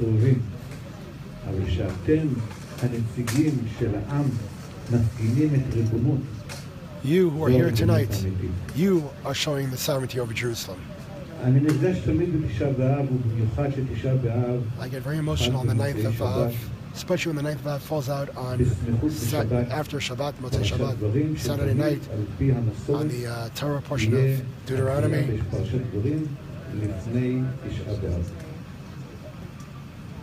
קראנו היום בהפטרה. ואומר משה רבינו, איכה אשא לבדי תוככם ומסעיכם וריבכם. נמשיך בהפטרה. ישעיה, איכה הייתה לזונה קריה נאמנה. נמשיך ירמיה, במה שקראנו היום בערב. He's quoting passages from the book of Jeremiah. אומר המדרש, 3 איכיים. וכל איכה בא להדגיש נקודה אחרת. ויש דיונים. מהו האיכה? משה בא בטענה כלפי העם, איכה אשא לבדי. גם ישעיהו וגם ירמיהו באים בטענות. איך אנחנו עומדים פה ורואים את ירושלים חרבה. ואנחנו שומעים בקולם ואנחנו חשים בצעדה שלנו כל רגע ורגע למה ירושלים נראית כמו שהיא נראית. Jeremiah and Yeshayahu are asking, why does Jerusalem look in its destructive state? Nadia and the people who are here, who are leading this struggle, not only do you need to show what's happening here, you have to also show what has to happen here.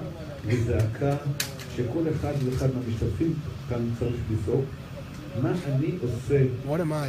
Everyone must say, what am I doing for Jerusalem?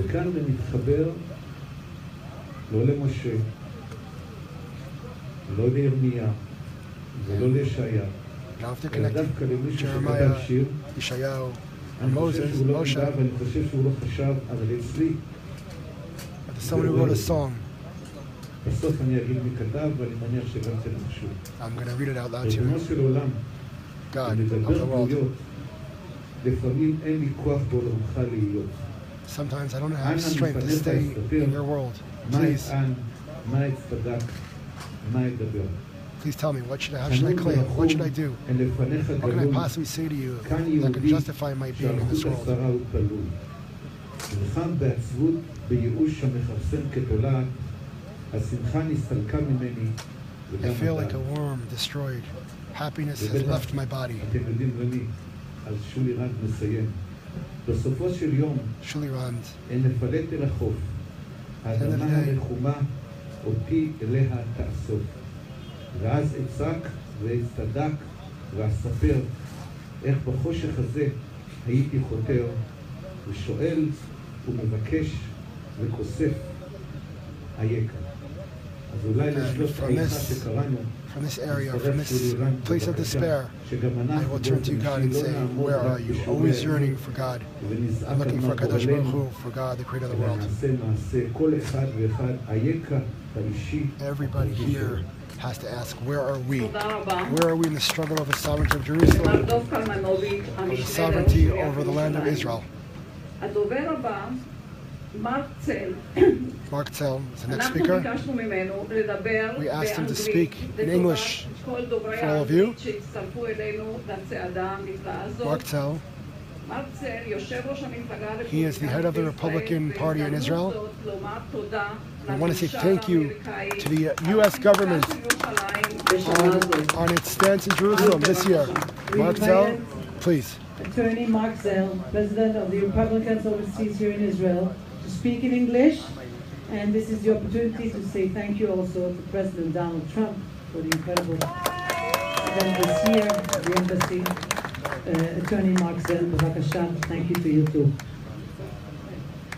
Well, what an amazing crowd you are. You know, I'm a resident of a place called Tekoa, which is just over that ridge. And for the past 24 years, when you have been gathering here in this extraordinary march, demonstrating your solidarity with this city, the capital of Israel, Jerusalem, I've been up there on that ridge with my fellow residents of Gush Etzion, looking at you from the Herodium, where we prayed every year on Tisha B'Av in the evening, in the synagogue that existed at the time that the Romans burned down the Second Temple just beyond us here. It's an honor to be with you tonight. And it's an honor to recall with you the extraordinary events that have occurred here during this past year. The President of the United States came and declared for the first time in 70 years that Jerusalem is the eternal capital of the Jewish people in the state of Israel. But more than that, the President of the United States and my good friend Mike Pence, the Vice President, came and gave a speech here about 10 days before the election in 2016. They didn't come here physically, but they gave us a video, special videos that we broadcast all over the world from a location right on Har Zion, just near the tomb of the Melech David. And that, I'm told by my colleagues in the United States, that Knesset here in Jerusalem, 10 days before the election, energized millions and millions of American voters to come to the polls and to change history that allowed us to celebrate this extraordinary event that's happened this year. The other of which is the moving of the Embassy of the United States of America from Tel Aviv to Jerusalem.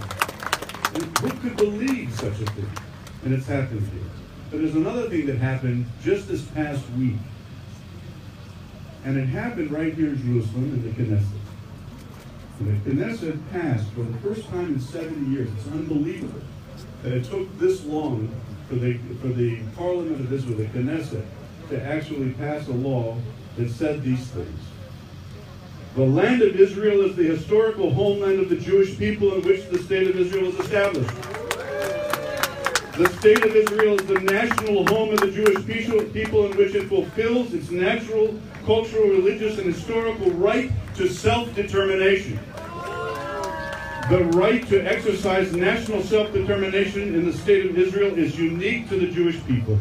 And in section 3, Jerusalem, complete and united, is the capital of Israel. Now, my friends, we have a lot to celebrate. And it's great that we have such friends in Washington and around the world who are supporting us. But in the end of the day, those friends are human beings, flesh and blood, and they come and they go. The future of this great city and that Temple Mount right behind us and all of the land of Israel depends on no other than two factors. One, HaKadosh Baruch Hu.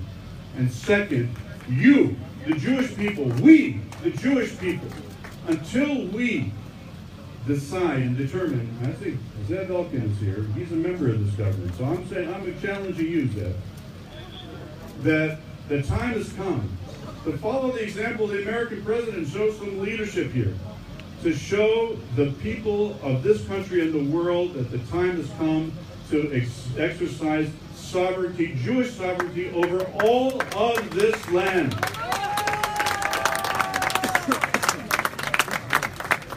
And with that, I want to say good night to you. Thank you for allowing me to be part of this extraordinary event. Next year, I think I'll be back up on that ridge looking down at you from Herodian, but my heart will be with you. God bless you all. God bless the state of Israel. God bless the United States. And God bless Am Yisrael, the Jewish people. תודה רבה למר צל, תודה רבה לממשל האמריקאי, ואנו מזמינים את הדובר הבא, מנהיג צעיר, מתן פלג, יושב The next ראש speaker, Matan Peleg, he's the head of an organization called Im Tirtzu, if you will it, coming from the first sentence of Herzl, the organization called Im Tirtzu. This is a guy who's fighting against all the radical left-wingers, the Breaking the Science organization that incites against soldiers. He succeeded in getting them out of Israeli schools. Good evening, everyone. First of all, renewing the days of old. We hear this sentence screaming to the sky from Lamentations. Let's not say renew the days of old, but we are renewing the days of old. I mean, it's present. What's going on right now? Am Yisrael Chai, Am Yisrael is alive. I want to talk for a second on love. The nation of Israel. There's not another nation.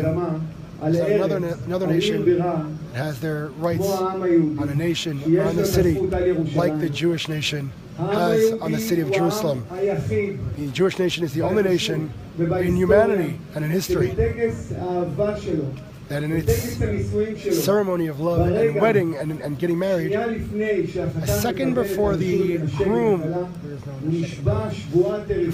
and the bride get married, he breaks a cup and swears, wait. It says a second before the happiness, I will not forget Jerusalem. Right before the wedding ceremony, when they're at the height of happiness, the groom breaks a cup, remembers the destruction of the temple, and swears that they will not forget Jerusalem at our happiest times. אנחנו שוברים פה כדי לסגור, ואנחנו בונים בית כדי לבנות, ואנחנו בונים את ירושלים. זאת הריבונות, וזה הניצחון של עם ישראל. This is our victory for all of eternity. והלוואי שכל שנה יהיה קהל כל כך גדול כאן, ושימשיך לגדול, ותודה רבה. May this crowd continue to grow. תודה רבה למתן פלג של אם תרצו. מי שראה את הפרומו לאירוע, We're going to go try to get a word with Matan. 30 שניות של סרטון, ראה את השאלה מה הקשר בין המטבע לתשעה באב.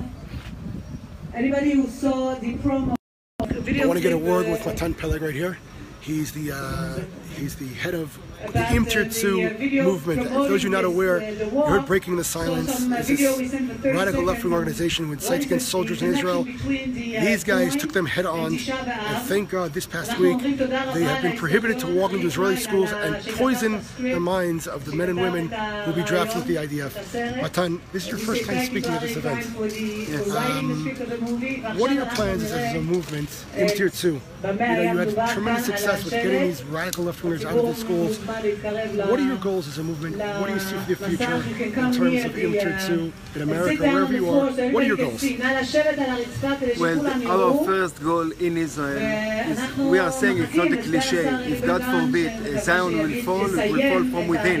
So Im Tirtzu is focused in defending the Jewish identity of Israel from within, in Jerusalem and in Israel.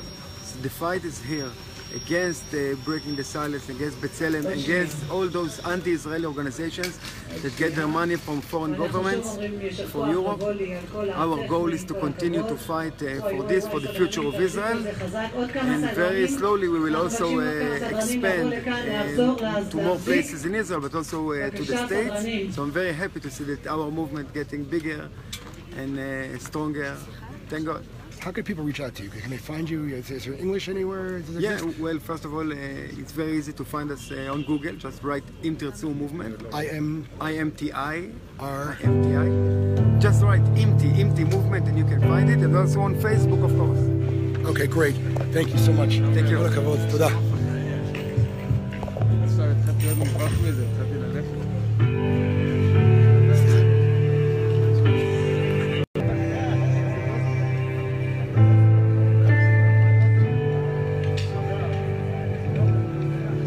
רולי, מה קורה? סליחה? אתה יכול לעזור לי? רולי, יש בעיה בקרה. נתקעתי כאן עם המטבע. תמכרי מטבעות זה התחום שלי. תראה לי? רגע, נתחיל מחדש. מה זה? רק שנייה. מטבע ברונזה. זה מטבע מהשנה השנייה המרד הגדול ברומאים, זה... מאיפה אתה יודע? נפלת על סטודנט תואר שני בארכיאולוגיה, מאיפה אני יודע? אז בגלל זה לא עבד לי. טוב, של כמה שקלים המטבע הזה? We're having some technical difficulties. We're going to start the video over in 1 second. Let me try to go up there and see if I can get someone else to interview. I'm going to try to go get the Zev Elkin to have a word with us. So we have the Minister of Jerusalem here. We're going to try to get a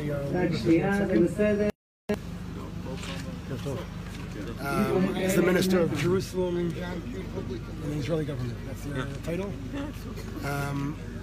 What are the plans of the Israeli government for Jerusalem? What can be moved forward? What can be improved here in terms of services? There are a lot of plans for development even of this area.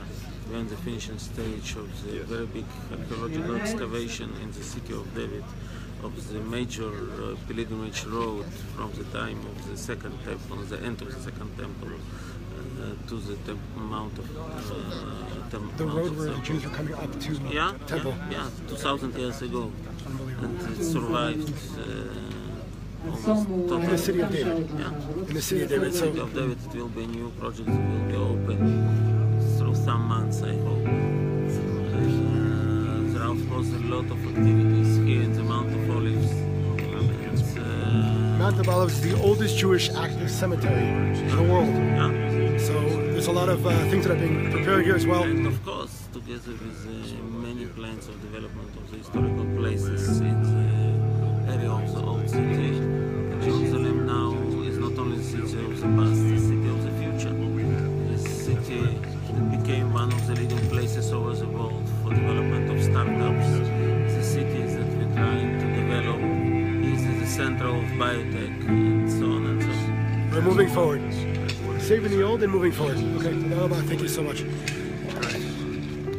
Let's go. אתה יכול לעזור לי? כן, מה קרה? נתקעתי כאן עם המטבע. תמכרי מטבעות זה התחום שלי. תראה לי? מה זה? מטבע ברונזה. זה מטבע מהשנה השנייה המרד הגדול ברומאים, זה... מאיפה אתה יודע? נפלת על סטודנט תואר שני בארכיאולוגיה, מאיפה אני יודע? אז בגלל זה לא עבד לי. טוב, של כמה שקלים המטבע הזה? אני אפרוט פה ממישהו. זה פרוטה. פרוטה? זה הכל? מה פירוש זה הכל? זה המון. אתה יודע, פעם מטבע של פרוטה היה סימן לעצמאות, לריבונות לאומית. הנה, תראה את הסמלים שיש על המטבע. סמלים? אני רואה פה כד, וכד השני... עלה. עלה? עלה זה סמל? עלים מפוזרים בכל המדרכות בעיר. הנה עלה. טוב, בוא נצא מהעיר, אני אספר לך קצת על המטבע הזה.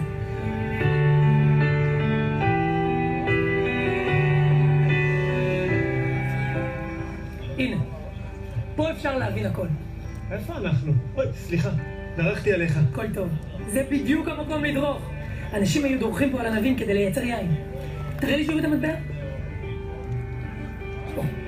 הנה, תראה, עלה של גפן. גפן היה המותג של יהודה, כסמל להתיישבות יהודית, עצמאית, פורחת, משובחת, כמו יין. בוא איתי.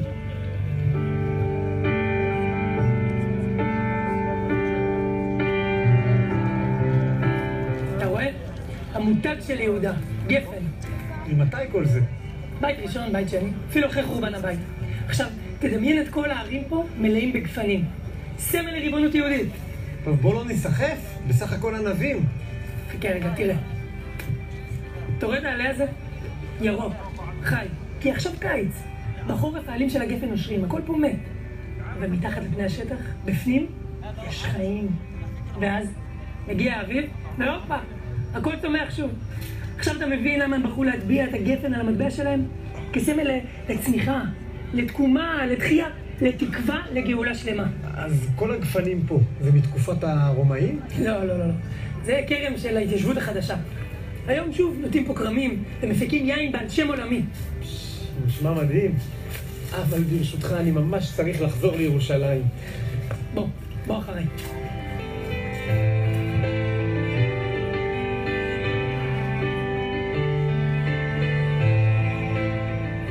וואי, אתה בטוח שאנחנו בדרך לירושלים? נו בטח. דרך האבות. בדרך הזאת היו עולים לרגל לירושלים. רצית לדעת מה המטבע הזה אומר? תביא אותו רגע. יפה. כמו כל מטבע. גם למטבע הזה יש שני צדדים. צד אחד, עלה של גפן, אמרנו. צד השני, כאן. שים לב. יהודים מגיעים מכל רחבי הארץ, עולים לרגל לירושלים, והם מביאים איתם קדים של שמן ויין. תיזהר. מקווה טהרה. אוטו שעולה לירושלים צריך תחנות דלק. יהודים שעולים לירושלים צריכים מקומות לטבול בהם כדי להגיע טהורים לירושלים. מצד אחד נכנסים טמאים, מהצד השני עולים טהורים. עכשיו תדמיין לעצמך, את כל הדרך הזאת מלאה באנשים, כולם עולי רגל בדרך לירושלים. ממש נתיב באיילון. דרך האבות, נתיב איילון, נתיב האבות. נתיב האבות הוא לא ממש סמל לריבונות, אולי אפילו להפך. אבל הדרך הזאת היא סמל לריבונות יהודית. עם ישראל היה מסתובב פה בהמוניו, בלי לפחד מאף אחד. החיבור בין עם ישראל לירושלים הוא סמל של קדושה, אבל לא רק. הוא גם סמל של עצמאות וביטחון. מדהים. כן? זה היה מדהים עד שהרומאים באו לפה, ואז כל הדרכים הפכו לשממה. מעניין אותך לשמוע עוד קצת על המטבע הזה? אחריך. יאללה, בוא.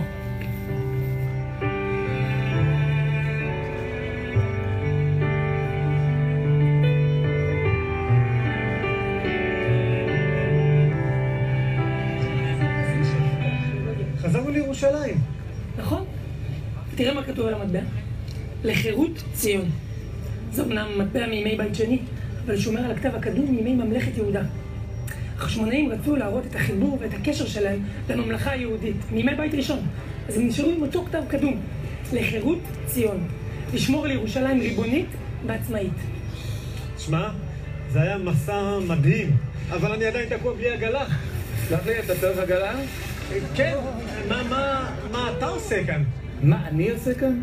ידידי, שבנו הביתה, ארץ ישראל, זה המקום היחיד שעם שב אליו הביתה, אחרי 2000 שנות גלות, אחרי 3,000 שנה, חזרנו לאותה שפה, אותה תרבות, אותם שמות גיאוגרפיים, חזרנו הביתה. בסדר גמור, אבל אני רק צריך ללכת לקנות. לקנות? קנינו כבר את הארץ הזאת, היא שלנו, אנחנו כאן והיא שלנו.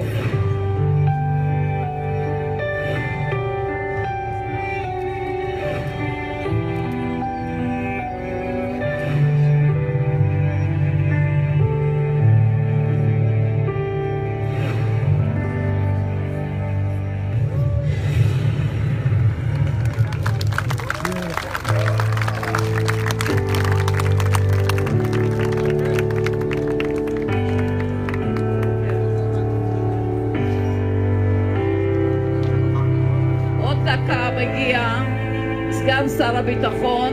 אנחנו קוראים לרב מנדלביץ' להגיע אלינו. נא לחכות עוד ממש דקה. הנה הגיע הרכב של סגן השר. ראינו הרב מנדלביץ', אתה נמצא פה, ראינו אותך עכשיו באיזשהו מקום, רק שנייה, נשמח כמו כל שנה. Okay, the assistant to the Minister of Defense is here, Eli Ben-Dahan, and he's going to... Deputy, thank you. Deputy Defense Minister is here, Eli Ben-Dahan, and he's going to say a couple of words.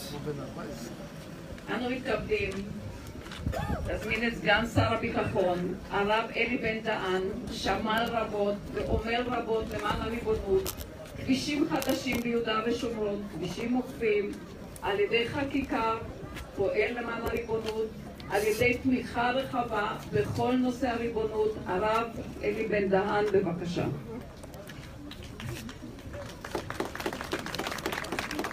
ערב טוב. Good evening. חז"ל תקנו לנו השבת הזאת, שבת מיוחדת. יש כאן התנגשות בין יום תשעה באב לבין שבת. יום תשעה באב זה יום צום, ואילו שבת זה מעין עולם הבא.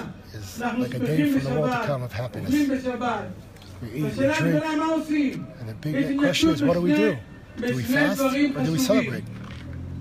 וההלכה היא פשוטה מאוד. אנחנו קובעים שהשבת היא הדבר הקובע, היא הדבר החשוב, ויום תשעה באב נדחה ואנחנו מקווים למחרת ולא בשבת עצמה.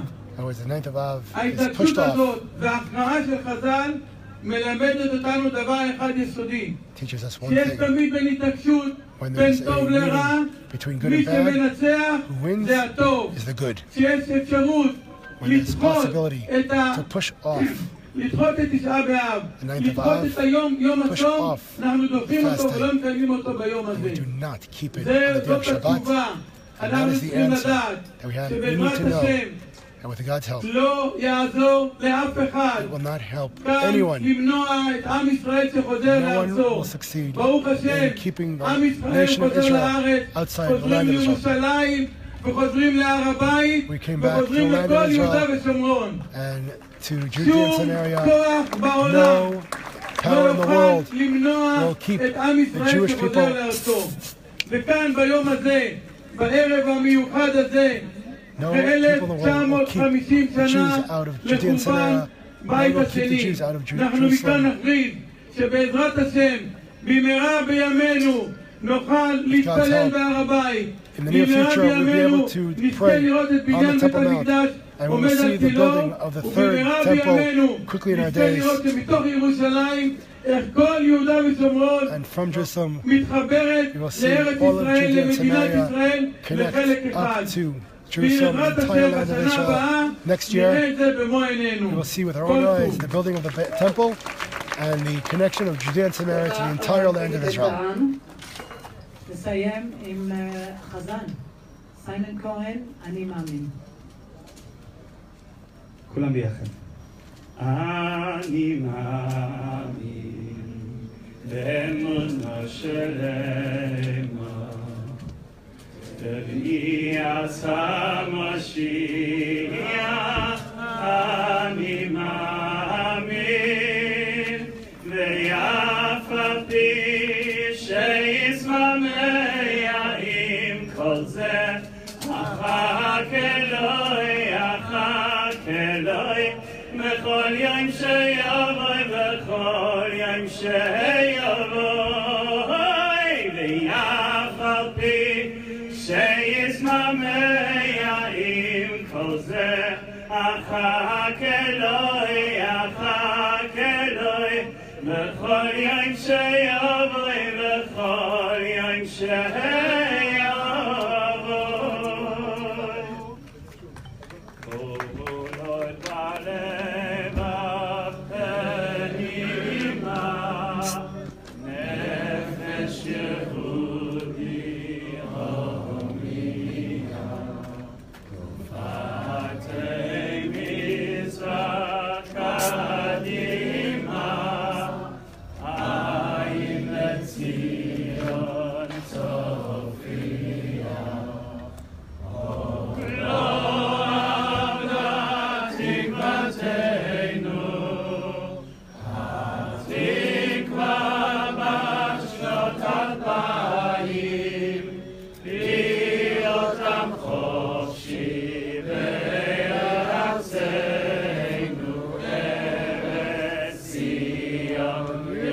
ירושלים, להיות עם חופשי בארצנו,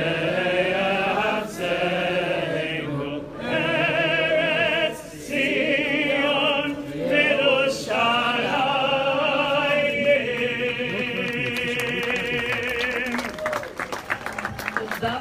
תודה רבה. שנה הבאה בירושלים הבנויה. Next year, in rebuilt Jerusalem, including the Beit HaMikdash, the temple. I want to thank the security forces and the police and the army who are here to protect us. I want to thank everyone who came out here on a Saturday night. And please God, next year will be in rebuilt Jerusalem, and we will go up on Har HaBayit to the built third temple. Thank you. Thank you to the Falik family who sponsored this entire event. אנחנו עכשיו ממשיכים, אנחנו לא יהיה לנו מיקרופון מעכשיו עד לכותל, אז ההוראות הן ככה. כל מי שלא רכש דגל, אנחנו מבקשים שתשימו את הדגל מאחור. We're going to continue to walk to the Western Wall, so it's around it's a 15-minute walk. If you want to follow along with me, feel free. It'll take around 15 minutes to get to the Western Wall, which will be packed. There'll be a tremendous view in the Western Wall. There'll be thousands and tens of thousands of people there, so stay tuned. כל אחד מגיע, חוזר עצמאית לעיר. הסדרנים, נא לבוא לכאן אליי, להתרכז כאן. כל הסדרנים, נא לבוא לכאן כדי שנהיה בקשר שנייה. אנחנו אומרים עוד פעם תודה לאריה קליין, אנחנו ההיסטוריון שליווה אותנו. תודה לכולכם, תודה לוולי, תודה לאלי, תודה לגרשון. מה שכחנו בשנה הבאה. In English, now we're finishing here. If you didn't purchase your flag, please put your flag back in the back of the car. There is a truck. We ask you to continue walking. Next year, Be'ezrat Hashem, may we walk up to Har HaBayit. May we not have to mourn anymore. Thank you to everybody. Thank you to the Falik family that enabled this walk to take place. Thank you to each and one of you. When you get to the hotel, please do not block the road because the buses have to arrive to bring people back to the other side of Yerushalayim. תודה רבה. מי שבא עם ההסעה של קריית ארבע, ההסעה עוד מעט. All right, we're going to continue walking. You can see the walls of Jerusalem behind me. We're going to walk towards now the codes on the Western Wall. I will be passing by certain areas that are very important to learn about. One especially is the Sha'ar HaChamim, the Compassion Gate by the Old City of Jerusalem, which the Compassion Gate, according to the Jewish tradition, is where Mashiach, the Messiah, is supposed to come from. And the Muslims, when the Muslim conquest occupied this area, they were so nervous about it that they basically blocked it up. They put bricks in the gate, and they put a cemetery at the ground to say impurity. So they made a couple of mistakes. Number one, bricks are not going to stop God, and number two, the cemetery it's not a Jewish cemetery, therefore the impurity doesn't work. But I'm happy that they believe it. I'm happy they're nervous about it. But it would be funny if it wasn't so sad. But I want to also show you that behind me right here is Mount of Olives. Now, Mount Olives is the oldest active Jewish cemetery in the world. We're talking thousands of years. There are also graves here from the times of the Second Temple, and as the First Temple is underground. We'll see some areas that you can also find from the First Temple times. I want to turn the camera around. You can see the walls of Jerusalem from where we are now.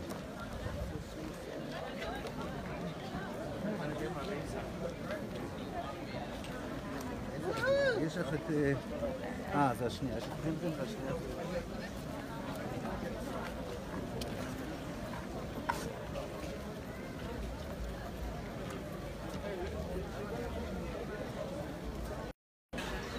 All right, I just want to warn you that if my internet does go down, I will go back up as soon as I can, because the service here goes a little bit out. I'm not sure why, but I do want to show you the Sha'ar HaChamim. You're going to see that it's closed. Again, a very foolish attempt by our enemies to, they fight God. But again, according to the Jewish tradition, it's this side of the temple that Mashiach is supposed to come through. The redemption days, it's supposed to come through Sha'ar HaChamim. And again, in their belief in our religion, they close the Sha'ar HaChamim and they put a cemetery at the base. I guess they figure they'll be able to stop the Mashiach coming in from a bunch of bricks and someone should tell them their cemetery is a Muslim cemetery, so it doesn't really have any problems with Tumah. But hey, at least they believe in our religion. But I'm going to show it to you if we can get a view of it from this area. I know that this area has very little cell service, so if my phone goes off, it's going to go off probably for 2 minutes or 3 minutes. I know there's a blank area here for some reason, but if it does go off, I will go back on several minutes afterwards.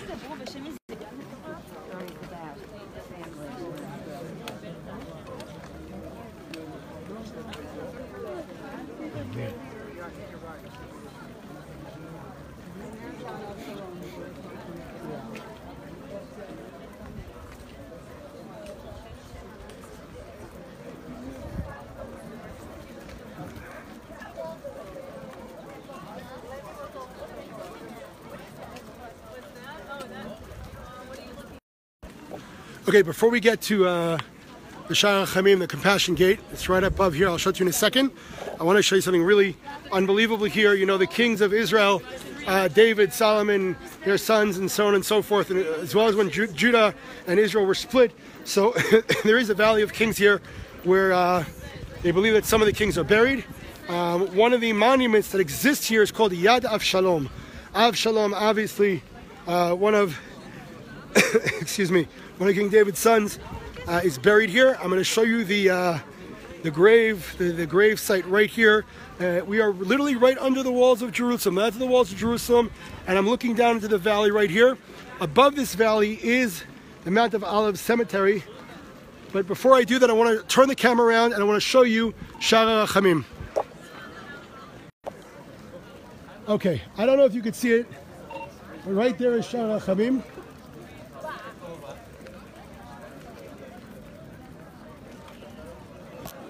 You're looking at Shara Chamim, and again, according to Jewish tradition, this is where Mashiach is supposed to come from.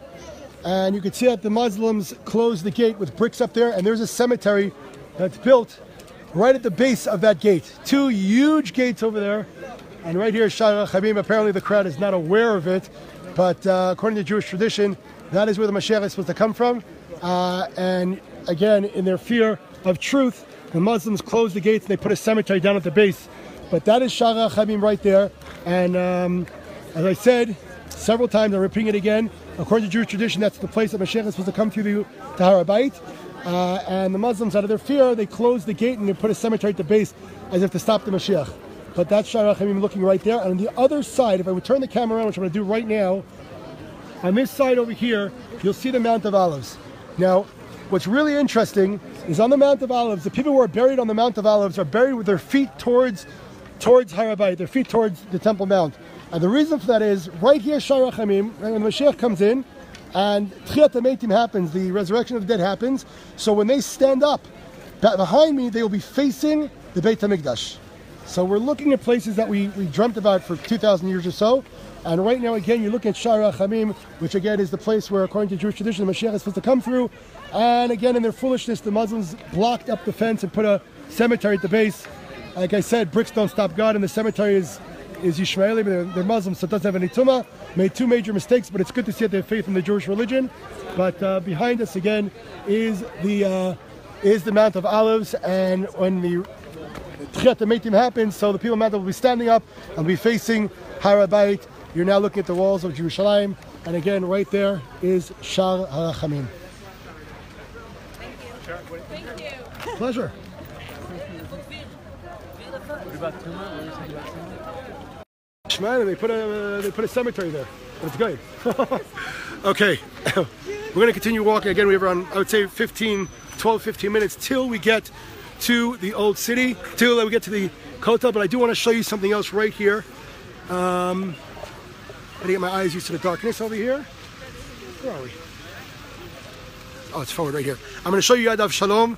Again, we're talking Avshalom, one of the sons of David. And again, you have to understand the valley right here, nobody's buried on Mount Zion. Nobody's been at Har Zion. No one's buried in Yerushalayim Atikah. You weren't allowed to be buried in Yerushalayim Atikah. So in the valley below us is where most of the cemeteries happen. Okay, up on the hill, I'm going to turn around. Up on that hill over there is the Mount Olive Cemetery. It is the oldest Jewish active cemetery till today. Active, of course, in 1948 when the Jordanians took over. They completely destroyed the tombstones there, and they actually used the stones as their urinals. They took the stones and they built the urinals and their bases.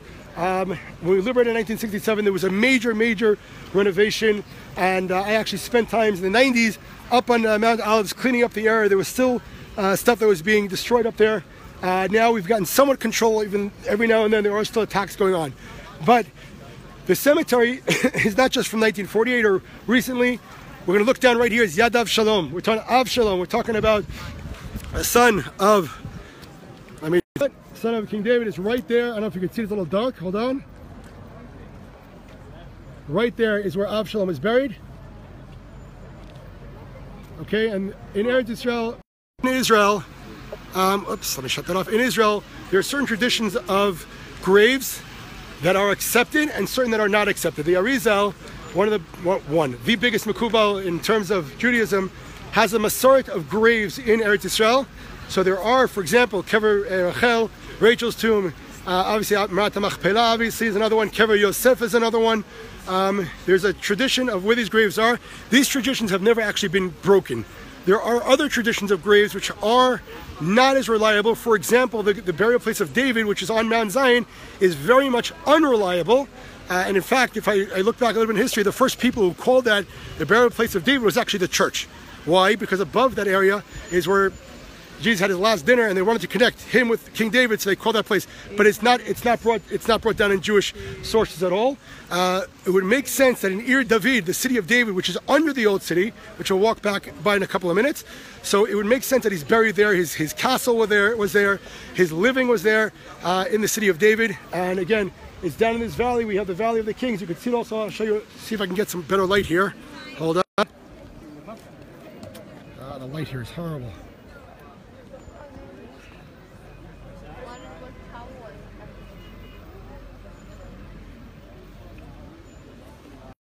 All right, the light here is a little bit horrible, but down there's the valley of where, again, Avshalom is buried.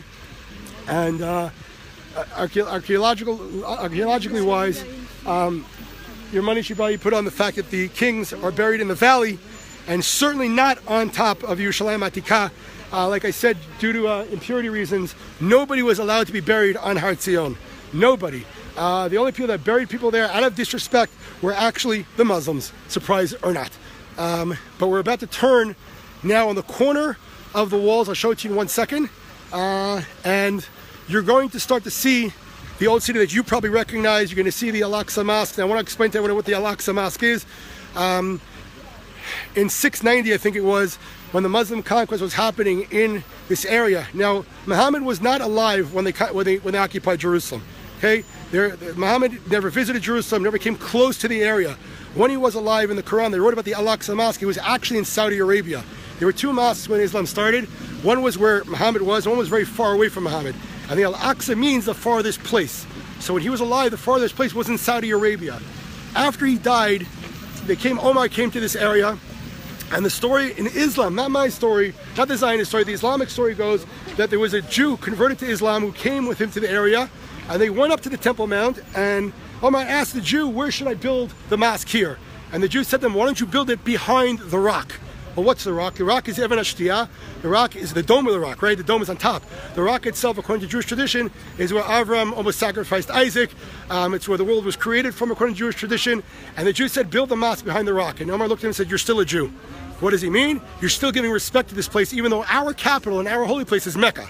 So what did he do? Instead of building the mosque behind the rock, so when they pray towards Mecca, they'll bow down towards the Holy of Holies, he built the mosque in front of the rock. So the Al-Aqsa Mosque is the gray dome, not the gold dome. It's a gray dome, you see all the left side, and they bow down towards Mecca, which means they literally stick their rear ends out towards the Holy of Holies. So I'm going to show it to you 1 second. We just turned, you can see we just turned the corner of the walls. And we're going to go down to the southern side here. I'm going to show it to you in 1 second. You're going to see the gray dome here. And again, it's funny, even when I talk to Muslims, they say, oh, the gold dome is Al-Aqsa. No, it's not. That's the Al-Sharif. It's a shrine. It's not a mosque. And again, the funny thing is, the really ridiculous thing I'd say, is that the Al-Aqsa Mosque, the Muslims originally called it Bait al-Muqdasi. So if you, in Arabic, Bait al-Muqdasi, if you sound it out, Bait al-Muqdas is Beit HaMikdash. They named it after the Beit HaMikdash. The only reason that Jerusalem was holy in that time was because the Jewish temple stood there. The Byzantines had a small building there. It wasn't holy to anyone. It was the Jewish sources in Jerusalem that made it holy. And when the Muslims built the mosque, they didn't deny Jewish presence. They actually used it as victory. Look at us. We're here. We took them over and we called it Beit HaMikdash. There it is. You can see it right now. We're looking up right there. That great dome right there. And the issues are following. Internationally, when it comes to integrity and honesty, they build a mosque on the Jewish Temple Mount. How did we become the occupiers? It's an historical question. You know, if you don't believe in religion, that's your problem. But historically, how did they build a mosque on the Jewish Temple Mount and somehow we become the occupiers? In terms of history and order, it's not logical, it's not honest. Same thing in Hebron, by the way. The Cave of the Patriarchs was built by Herod, King Herod, who built it according to his own testimony for his Jewish subjects over where Avram, Yitzchak, and Yaakov are buried.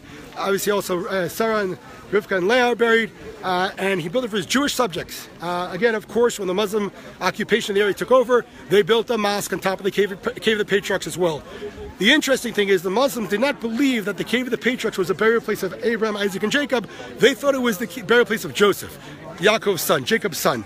After the Jews came back, they're saying, listen, they gave in, and then they called it Abraham's Mosque. They believed that Abraham was a Muslim. Of course, Islam didn't exist then, but facts and history don't really matter. But again, they built a mosque on top of the Cave of the Patriarchs. And again, the question can be asked historically and honestly, if they build a mosque on top of the Jewish Cave of the Patriarchs, how did the Jews become the occupiers? So again, you could see the gray dome right there. That is the Al-Aqsa Mosque. It's actually a very small mosque compared. And then if you go another 300-400 yards inside the Temple Mount, on the other side is the Gold Dome. Now the Gold Dome is built over the Even HaShtiyah, over that rock where again, Jewish tradition is Avram was sacrificed Isaac, and where the world was Even HaShtiyah in Hebrew. And that's where the Holy of Holies was, according to Jewish tradition, built. And again, I want to just turn this around so you can see it. The gray dome right there, that's the Al-Aqsa Mosque. And when they pray there, they're facing that way, okay, behind me. Okay, the Gold Dome is all the way on that side. So when they're praying towards Mecca this way, they're sticking their rear ends out towards the Gold Dome, which is actually the Holy of Holies. So the next time they say to you that Jerusalem is holy to you, you got to ask them why they're sticking their rear ends out to the holiest place in Jerusalem. By the way, Jerusalem is not mentioned in the Quran. It was never a Muslim holy city in the history of the world. The only thing that was holy was this place right here, the Al-Aqsa Mosque, and the only reason that it was holy according to Islam was it's called Beit al-Muqdas, was because the original place of the Jewish Temple Mount. I want to turn the camera down a little to show you something really cool here. So there's a huge archaeological, there was actually, if the first temple ever existed, number one, and number two, if there was ever a united kingdom. We know that Judah and Israel were two kingdoms. They were always fighting. Under King Solomon, there was one kingdom. And then his son Rechavam split up the kingdom, and there was always wars between the kingdoms. So there was an archaeological argument if King David ever existed and King Solomon ever existed, and if there was ever a united Jerusalem. And this was going on for years. Around a year and a half ago, they found coins in the city of David with the kings from the first temple, from the United Kingdom of Israel, and the archaeological argument is now put to death. There is no argument. They know that there was a united Kingdom of Israel, and one of the other things that was going on, that we never had artifacts from the first temple. Again, if you remember, it's built on tiers. So when you find the artifacts on this level, they're newer. This is older, and the further you go down, it gets older.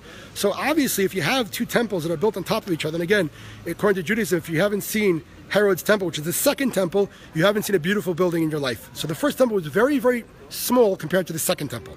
It was huge. And also Herod built a landfill on the Temple Mount. The Temple Mount is a mountain, and he wanted to build a huge temple on it, so he put a landfill in.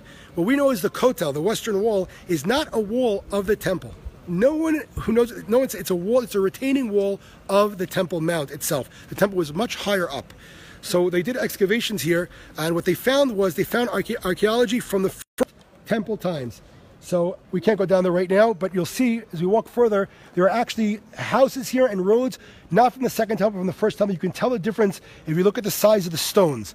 Herod, during the second temple times, used humongous stones that were carved. There were lines in it. He was a master builder and a master architect. These are much more ancient stones. You see that they're not carved out. They just look like they're put on top of each other with a little bit of cement in between. This is actually from the first temple times, and they're trying to figure out if there were castles down here from the kings or whatnot. But these buildings, there's no question about it, are from the first temple. I will show you when we get inside the old city, when we get these walls.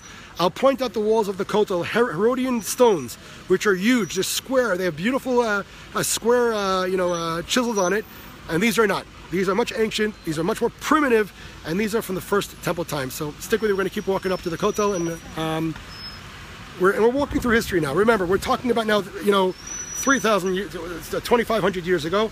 If we're in exile. It's like 2,000 years, and the most craziest thing, the most ludicrous, ridiculous thing is that when the Romans took over this area and ransacked Jerusalem and Judea and destroyed the temple, they wanted to strip the Jews of their indigenous rights to this land. Now, when I say indigenous, it doesn't mean you're born here, okay? An American born in America does not mean they're indigenous. The indigenous are the Indians. Why? Because the whole culture is around the land.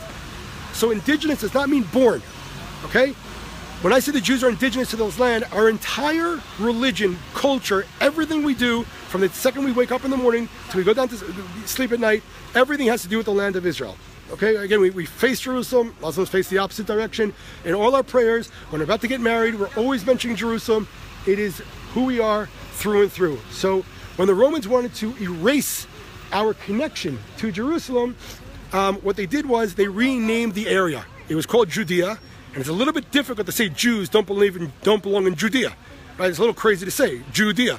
So they renamed it Capitolina Palestina. That's right, the name sounds familiar. I'm sure it does. What happened was, they wanted to wipe out the Jewish, presence here, so they changed the name Palestine. Why Palestina? Well, Philistines were one of Israel's most bitter enemies in the time of the Bible. Now, the Philistines were not in Jerusalem or in Judea. Philistines were sea people. They were by Ashdod and Gaza, and they came from the Greek islands. But they were bitter enemies. Samson, for those who know the Bible. And so what the Romans did, they took that name and they put it over an area which had nothing to do with the Philistines, right? Today, why do the people call the West Bank the West Bank? And I hate when our Jews use it. It's ridiculous. The West Bank is the West Bank of the Jordan River. It's nowhere near Judea and Samaria. So why do they use the name? Well, if you call it Judea and Samaria, it's Jewish land. If you call it the West Bank, nobody knows what it is, and therefore you can say, oh, maybe it's not Jewish land. So I'm asking everyone who's watching this, stop using that term. It's not the West Bank, it's Judea and Samaria. And it's clear historically, nationally, and religiously that it is Jewish indigenous land, and it's time that we all start adopting truth over this ridiculous false diplomacy, which is actually stripping people of freedom and truth. All right, so we're walking out. Again, you can see the walls. I'm going to turn the camera around. We're now walking up towards the Western Wall, which again is not one of the walls of the temple. It's one of the retaining walls of the Temple Mount. Temple Mount was a mountain, and Herod, in order to build a tremendous temple on that mountain, made a landfill. In order to hold the landfill up, he built walls that held the landfill up. The Kotel is the last wall that's remaining that was upholding that Temple Mount. But it was not a wall of the temple itself. The only remnants of the temple exist underground, which the Muslims have been destroying now for 50 years. They're digging and they're taking out all the archaeological finds there and throwing them out and destroying them.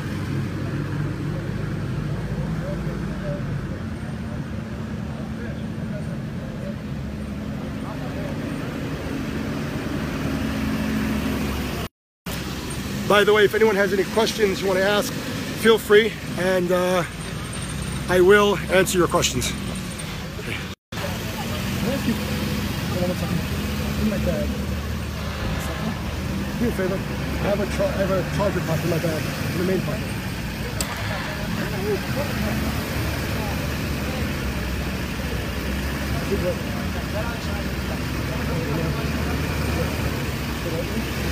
I'll leave the plug also. Give it a blue plug. Thank you. Hold on 1 second.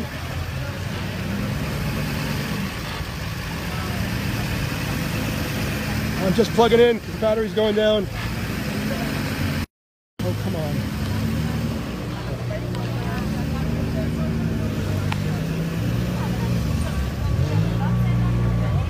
We're good.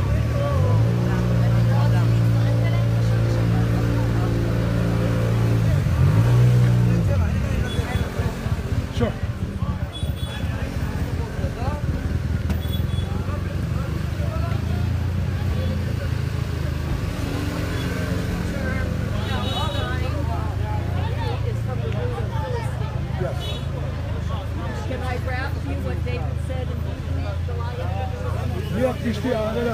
Who is this Philistine coming up from the nation of Israel? The uncircumcised Philistine. Oh, you rap it. Okay?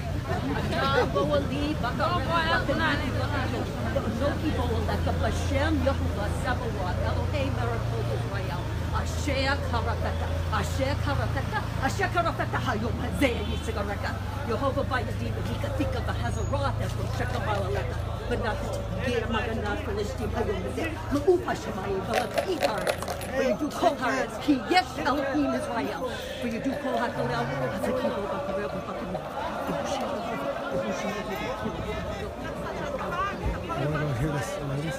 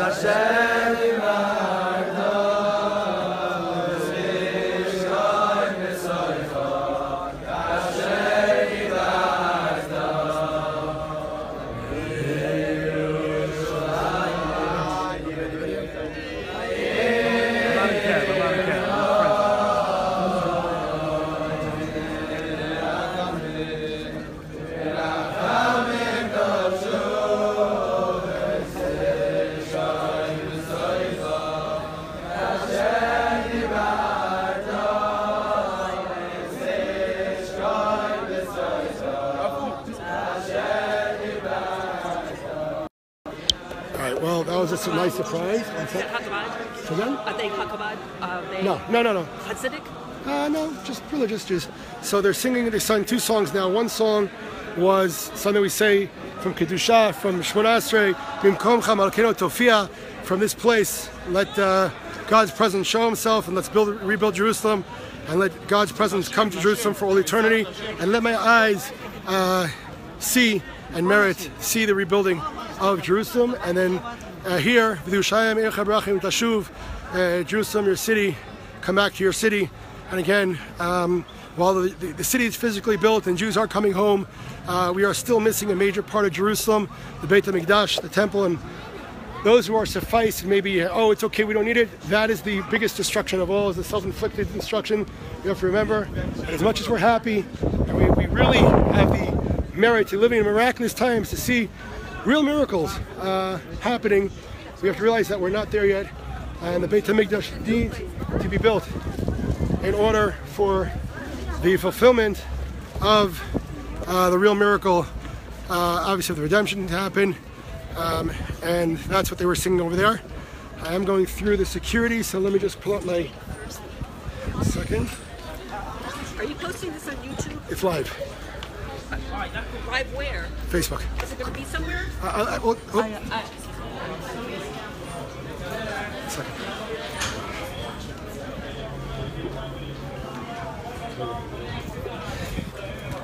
Okay, we're just walking through, and we are now entering the Western Wall Plaza, which, you know, it's good that we're here and it's good that we pray here, but people mistake this as the holiest place. This is certainly not the holiest place. The holiest place on the other side of the Western Wall is the Temple Mount, and if we become complacent with the wall that we're at right now, as much as we're happy that we're here, then we're really, really missing the point. But thank God, we're going to see a lot of people here tonight who are crying and yearning for the rebuilding of the full Jerusalem. Let me turn this around for you.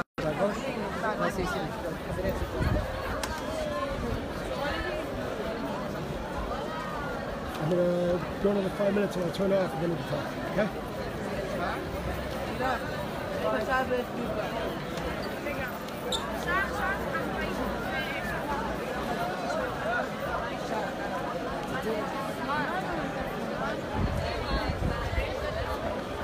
Let's get Levi though. It's over there.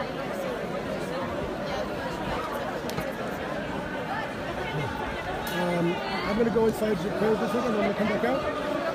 I'm not here like in 5 minutes or so. All right. Okay? You'll come back out that way? Yeah, come out right here. I'm not bothering you. No. Okay, I'll be back.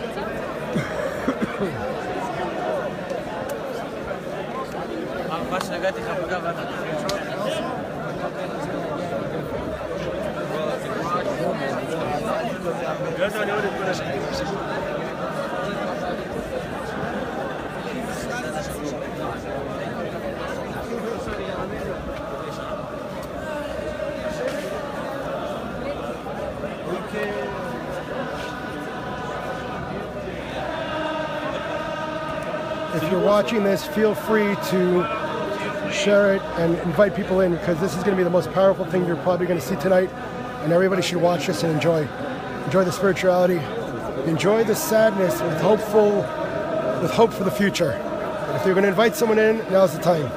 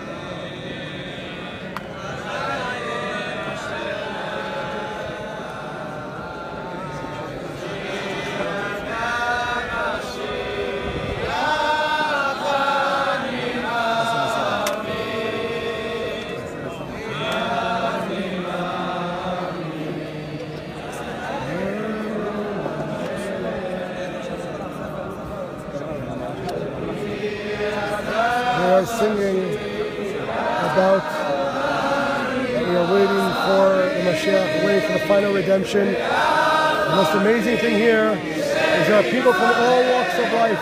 There are Hasidic, there are ultra-Orthodox, modern Orthodox, Jews with and without kippahs on, singing together in harmony. We're waiting every day for the final redemption.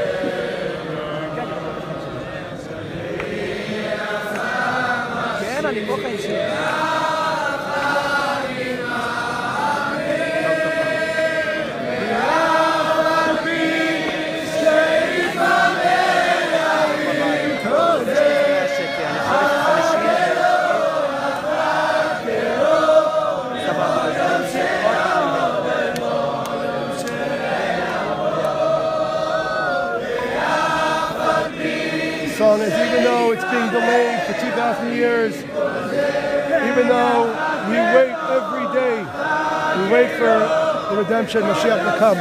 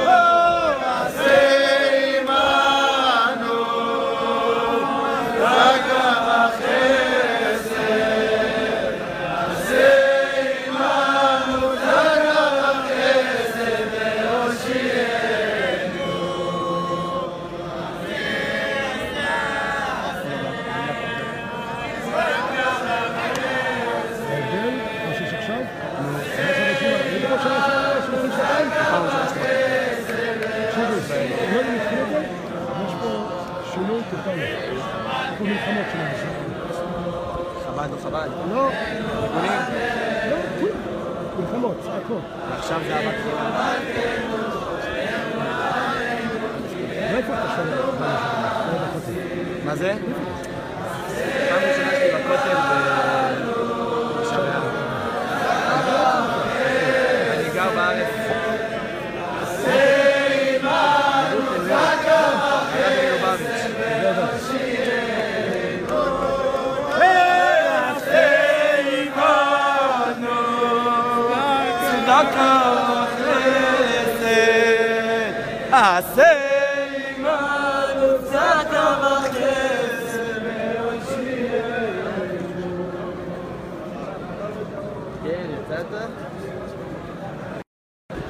So you might be looking at this and wondering, are we sad or are we happy? There are people here, you can see, we're sitting on the floor and lamenting over the destruction. I have to tell you, I've been here for many years, and last year and 2 years ago, it was screaming and fighting here between Jews. That song you heard was Avinu Malkeinu, God and our King, saying al chesed, do for us kindness and save us. In other words, even though we don't deserve it, come and help us. But unlike the past years, it was really screaming and fighting here. It's just unbelievably beautiful to see. And people at every walk of life were there singing together beautifully, different prayers. And I think we're moving in the right direction. You know, if years past, I would say, why are we fighting? This is perhaps really a sign that we're ready. And enough already of the exile of 2,000 years. Kadosh Baruch Hu, it's time. It's time.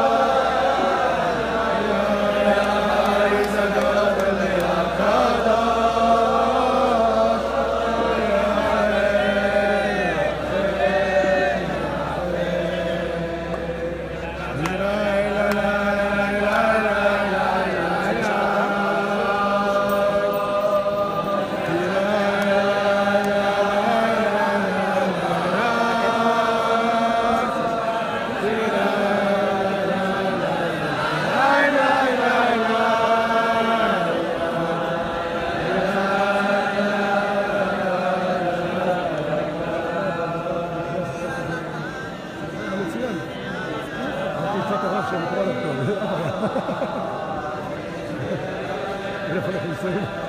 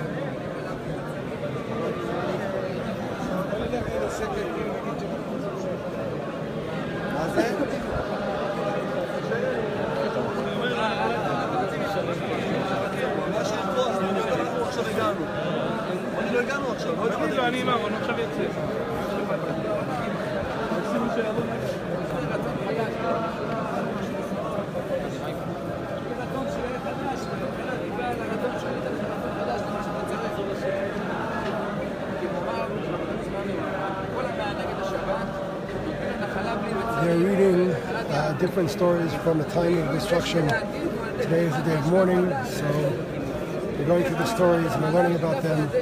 Everything is done to mourn, but also to figure out how do we fix it.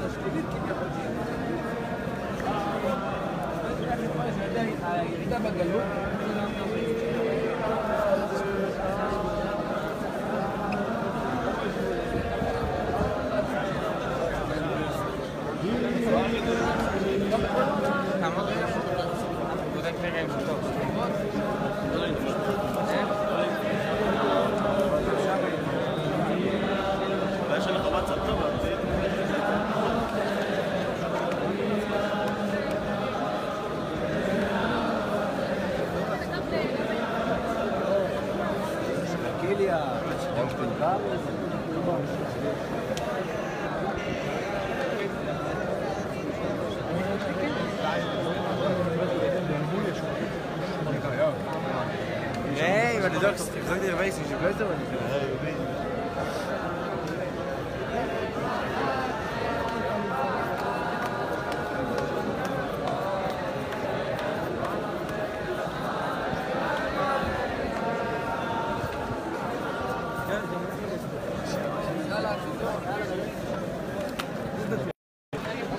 All right, well, I'm going to walk up a little bit and see if I can get a spot on one of the rooftops here. Show you a full view of the Kotel. As you can see, everybody's here, people of all walks of life, and everyone's coming to the Kotel to mourn the destruction and obviously daven and pray for the future. And it's 2,000 years of mourning on the same day, of bitter crying, praying, and hope. Like I said, last year that I was here, there was horrible fighting at the Western Wall between the different sects of Judaism. And this year, thank God, I came down and beautiful singing together. Let me go try to turn it around again.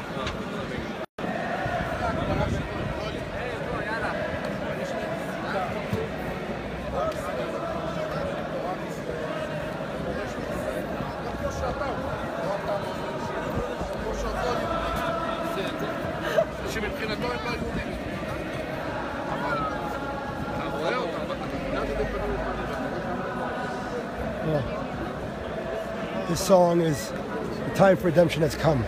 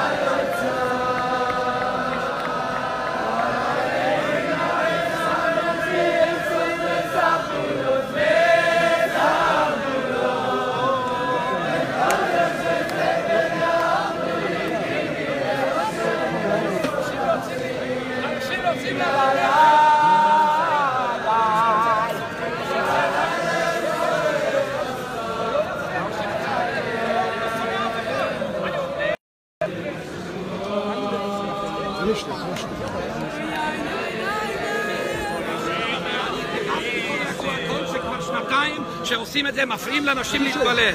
אנשים, כן, כן, אני דיברתי עם רבנים, אני שאלתי קודם רבנים. כן, אני חושב חבר'ה, רוצים לעשות, מי שלא רוצה לעשות סקונדים, שיעשו למעלה.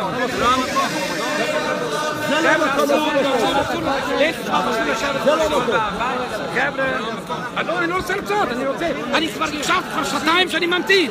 זה לא נגמר, זה לא נפסק. מה הבעיה? אסור, קודם כל אסור, אבל זה לא עניין שלו. Alright guys, I'm gonna hang up now. Unfortunately, there are people who are running this. I'll be back soon.